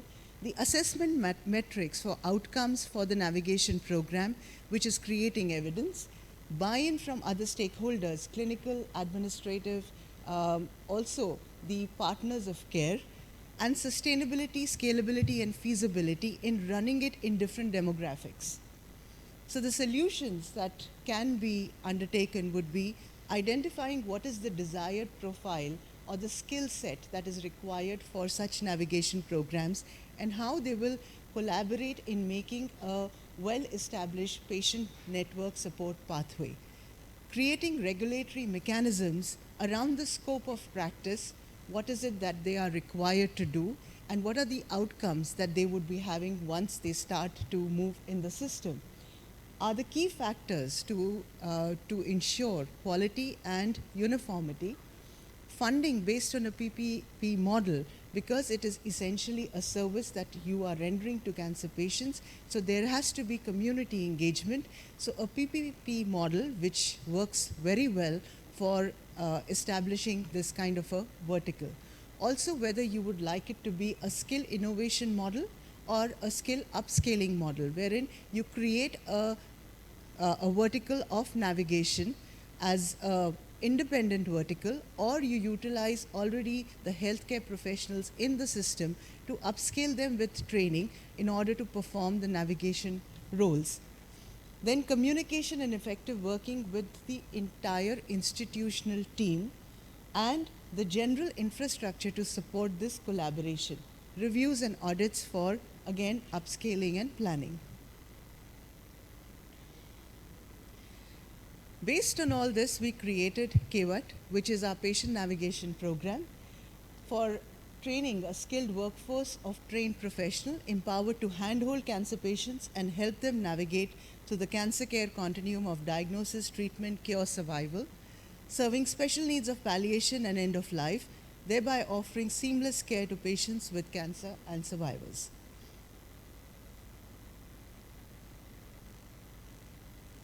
The model that we proposed was an end-to-end navigation, which begins right from the community centers, the PHU, the health camps and screening camps, and that would be the community navigator who liaises with the oncology unit in a general hospital or a super specialty center.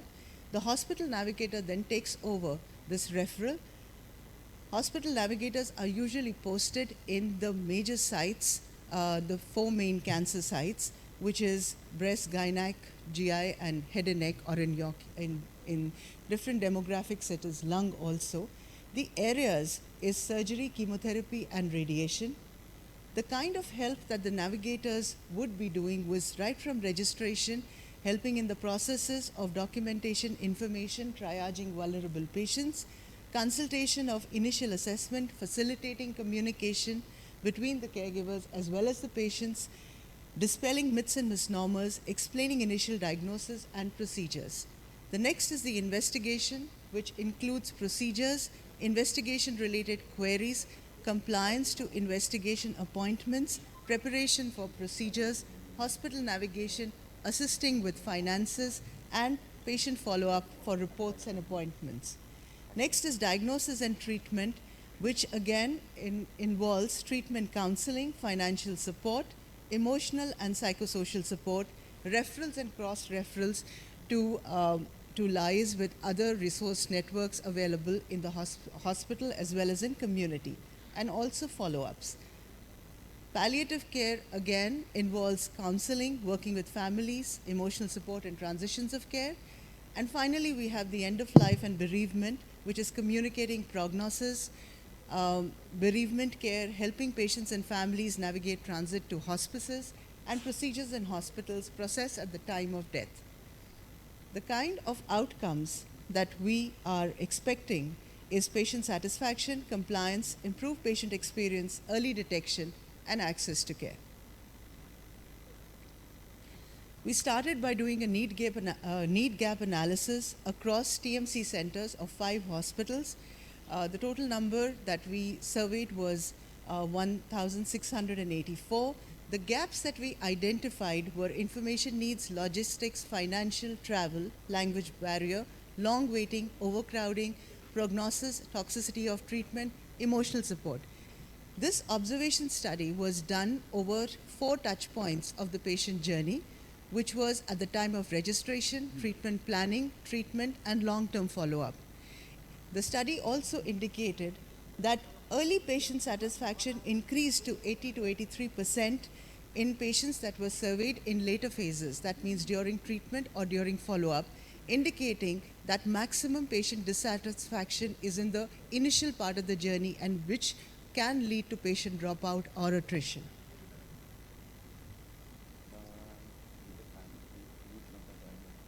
The kind of impact this has had on the navigation program has had, I'll just lead you through this. The program is an amalgamation of the psychosocial training for navigators as well as the clinical training. The psychosocial training is provided by a deemed university, which is in collaboration with Tata Memorial Center. The clinical modules are delivered by TMH.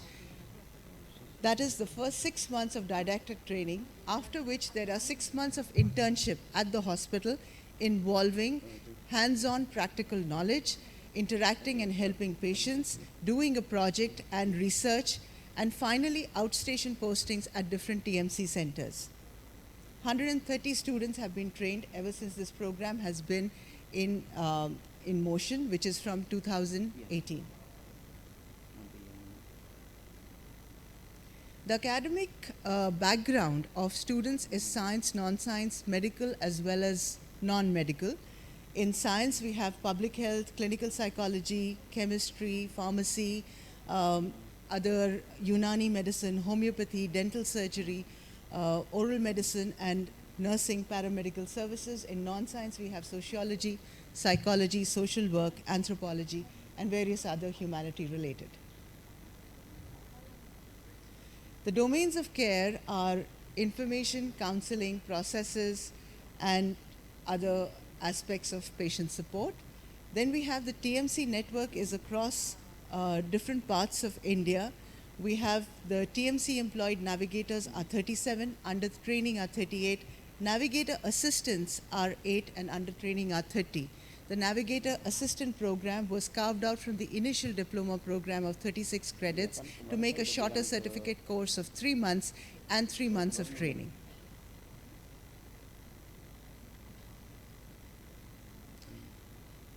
Since the time the navigators have been in the system, they have approximately handled about 600,000 patients. During the COVID pandemic, 300,000 patients were supported for services rendered by navigators screening at gates, pharmacy, teleconsultation, and the COVID vaccination drive. Some of the efficacy measures that we have found in the navigation services in different centers is in TMH Mumbai, in 2018, when there were no navigators in the system, the average treatment planning time was 27 days. A random sample of 200 patients were taken across 4 disease management groups, which is head and neck, lung, gynec, and breast. These patients had been attended by the navigators. The planning time reduced by 15 days, and intervention time also was 17 days. So the benefit was about a 44% relative reduction in time.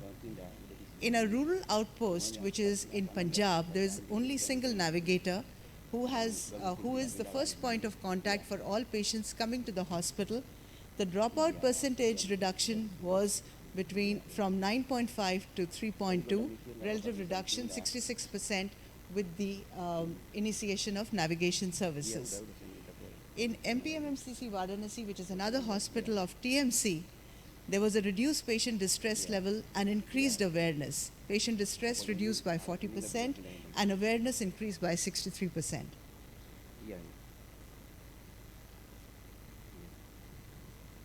The COVID pandemic had many challenges, and because the navigators were posted at gate, and this study was again published, it allowed for the screening duties that were performed by the navigators, it allows the 60% of functionality of the cancer hospital, and the screening was done with the help of an audit and was a thermal screening with the gun as well as a questionnaire, and patients were then triaged according to needs, either to go in for testing or to be allowed for their cancer treatment. And this is what was very essential in the functionality of the hospital during the pandemic.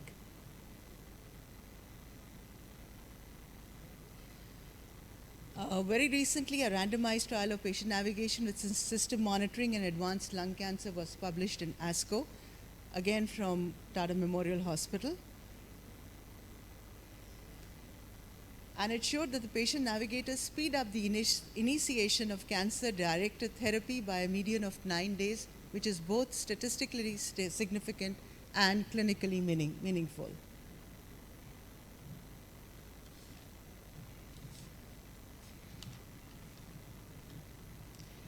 Very recently, we signed a collaboration with Dharmais National Cancer Hospital and implemented the navigation of cancer patients capacity building in Indonesia. Through this collaboration, we plan to impart professional training to define the role of CPN in the hospital system, and as well as start an indigenous platform of CPN in Indonesia.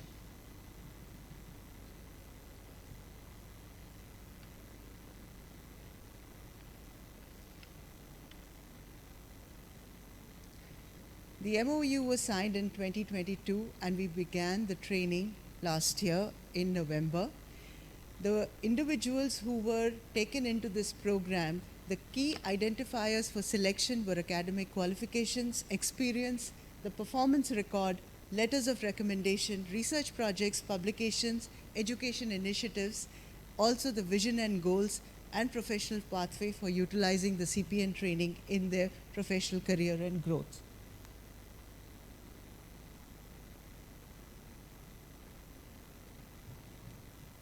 From Indonesia, we had 13 doctors, 7 nurses, and 1 psychologist in this program. Some of the testimonials received after training from the candidates was that it gave them a better awareness of different kinds of cancer, treatment approaches, significance of tailored care, also insights into successful communication techniques, learning about symptom management and palliative care practices, and it also increased knowledge of oncology care and commitment to patient-centered care.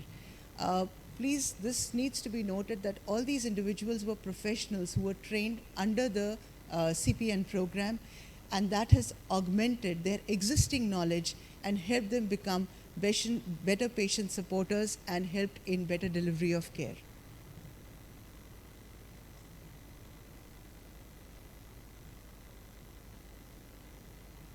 Again, some testimonials. So far, I have focused on the physical and psychological needs of patients when providing nursing care to them. It turns out that there are other needs that need to be addressed that will become barriers to care. As a navigator, you must provide support to patients and families in every phase of the cancer journey, from diagnostic, staging, treatment, follow-up, palliative care, and the grieving period. Program has helped me enhance my understanding of cancer, type of cancer treatments,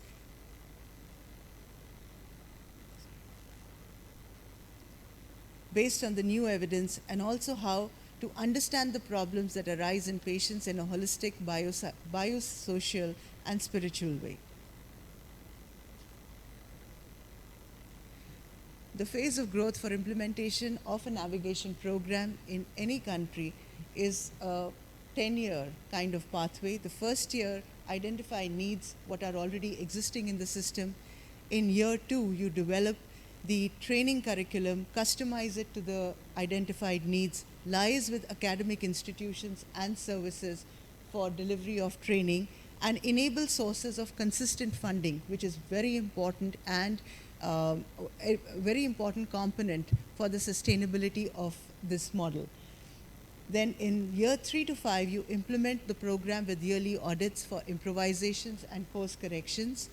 Year 5 is evidence for practice, which you gather, and you have after year 5 the survival outcomes, prominent role in healthcare systems, widespread adoption of practice across institutions. The navigation cannot exist as a standalone service in one institution. There has to be a robust network of navigators throughout the country to be able to facilitate seamless care for the patient from end to end in the cancer care continuum. And that is why it is important to create a national onco navigation network and also initiate national policy changes.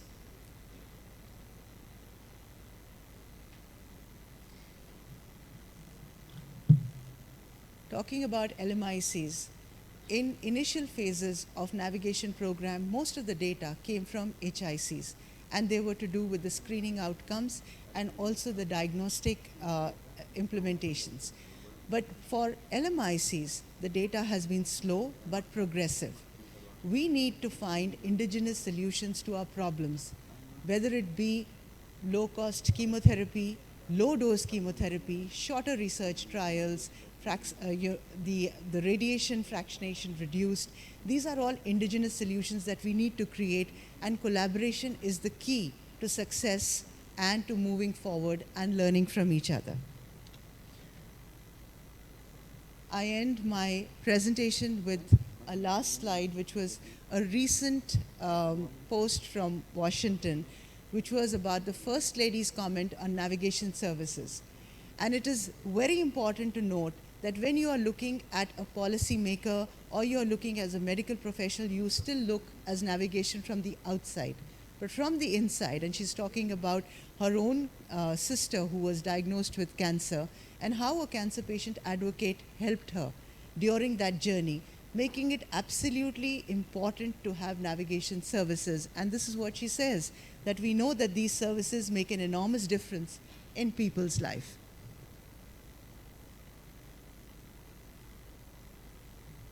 Thank you so much, and thank you for listening in and your attention.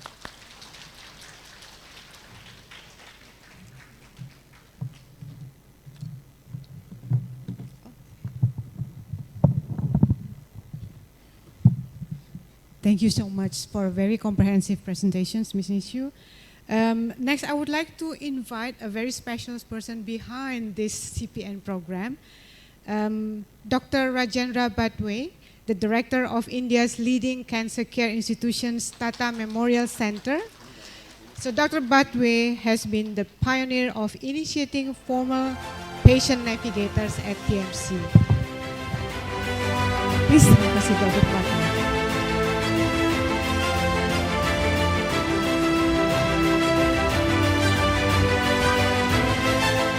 Thank you, Dr. Badwe.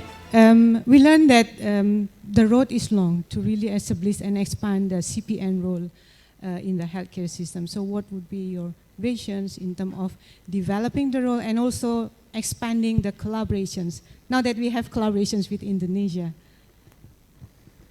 So I have been in the oncology field as a breast cancer surgeon for the last 40 years. And in these 40 years, what I have observed is that we have graduated into evidence-based care. So we know what needs to be delivered. We also know how it needs to be delivered. But what we have lacked is we may feel that it's the best. Does the patient feel the same? What are the patient's needs? And that's where the survey opened our eyes, saying that we may feel that this is the best, but patient needs lot more, lot different. So we created this gap between the doctor and the patient. We wanted a bridge to be made. And it is this bridge, we wanted an individual who can wear two hats. While talking to the doctor, he becomes a family member. And while talking to the patient, he is the team of doctors who is talking to the patient. So he changes the hat as and when it is necessary to do so. That's where the KVAT walks in. Thank you so much for providing us with the background. Ladies and gentlemen, I don't think we have much time for Q&A, but I think I can accommodate one or two questions. So please raise hand if you have questions. Yes, please.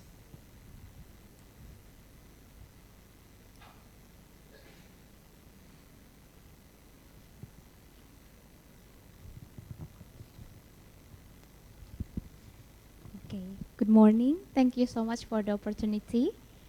My name is Herlia. Currently, I work as a nurse in chemotherapy ward in Karyadi Hospital, General Hospital Semarang. Thank you so much for the insightful presentation. I'm really interested in this kind of issue. I want to share one of the phenomenon that we face in Indonesia, that here most of the patients come to the hospital in the end of stadium of their cancer. Some of them because of their lack of knowledge and geography issue to access the health facilities. Because as you know that our Indonesia is archipelago, so the geography issue is really being a concern. So I would like to ask, could you share the experience in overcoming this kind of issue before the navigation or the navigator cancer patients is developed? So how to overcome this kind of issue so the patients can access the health facilities easily, and then after the navigator is developed, what will be the next goal and the program. I would like to know about that. Thank you so much. Thank you for your question. Very interesting. So there is a disparity which is existing because of diversity, socioeconomic, educational, culture. And when we deliver care, we don't consider this, unfortunately. So it's a combination of creating an infrastructure wherein you are making cancer care more accessible and more affordable, and also then improving the resources for cancer care. That comes at the government level and at the policy level, institution level.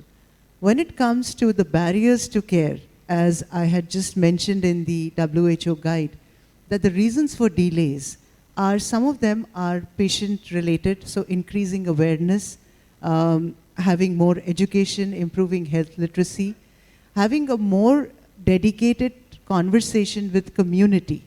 So in our system, the navigators also train the local ASHA workers. ASHA workers are lay navigators who are class 12th and class 10th passed. There are intermediate, passed. And they then train them how to evolve referral pathways for any kind of patients who have been screened positive or a high-risk population from community to hospital. Once the patient comes to the hospital navigator triages the patient according to the social vulnerability index. And the more vulnerable patients are followed up more robustly. In a small study that we conducted in one of our centers on 100 patients who were newly registered, 60% of them had needs in the first 4 days. And if those were not addressed, then the patients would have had a dropout or attrition rate. So the idea is engagement with the patients, creating, the navigators are not just firefighting, wherein they are supporting or addressing the needs when the patients are reaching them. They are also creating a triaging mechanism wherein they are like smoke detectors who can detect the vulnerability before it actually starts to have an outcome. So I don't know whether that has answered your question, but this is what we do. Thank you so much. It's clear. To add something?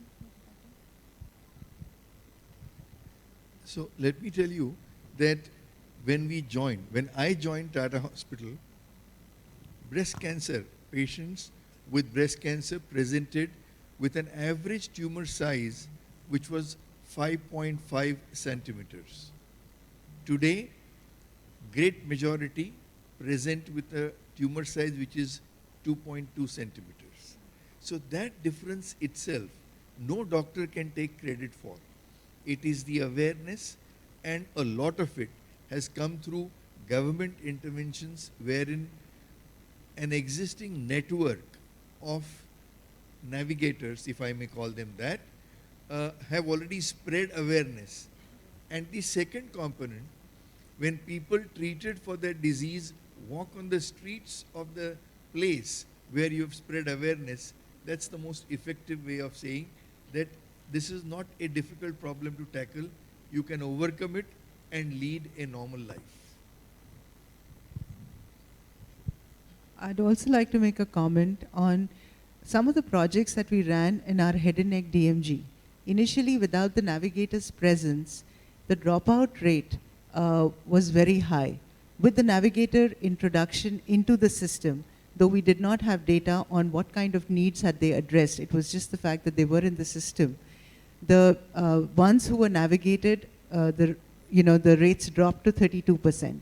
Very recently, we did a study again on the head and neck patients, wherein the navigators used the triaging tool as well as a tracking mechanism right from registration to intervention.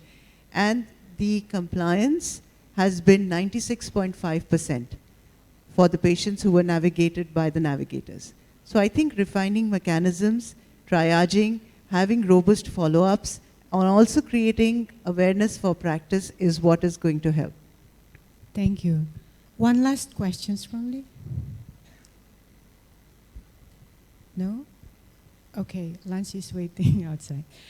If not, then allow me to conclude the sessions with some key highlights point. First is that CPN, or Cancer Patients Navigator, is playing an important role in addressing challenges in health inequalities due to accessibility, limited resources, and infrastructure, as well as affordability issues, which leads to poor health outcome.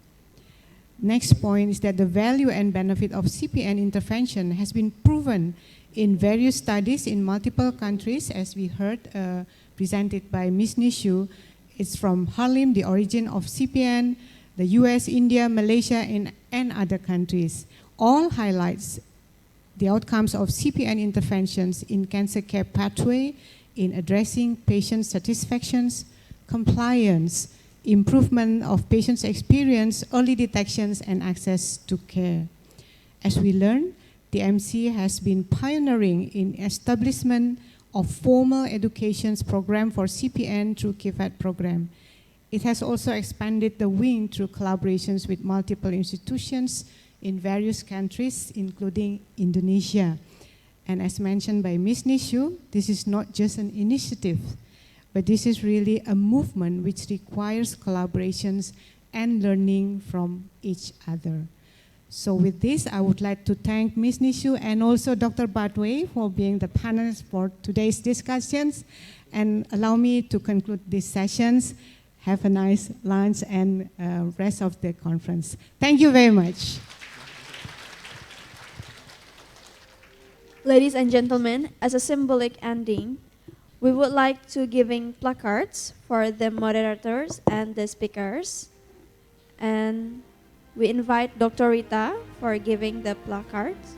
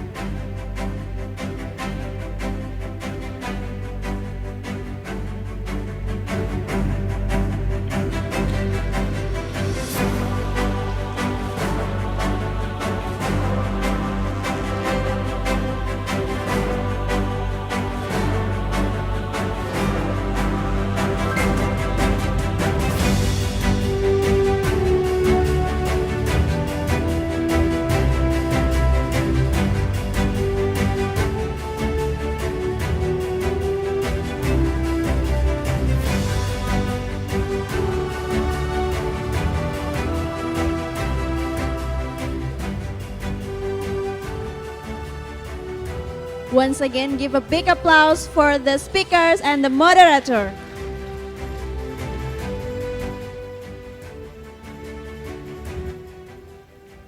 Ladies and gentlemen, it's not finished yet, but now we are going to take a lunch together at the restaurant. After the lunch session, there will be an oral presentations in Denpasar room from 2 p.m. until 5 p.m. Please kindly check your schedule. At the same time, there will be AONSC Executive Board member meeting at the Klungkung room.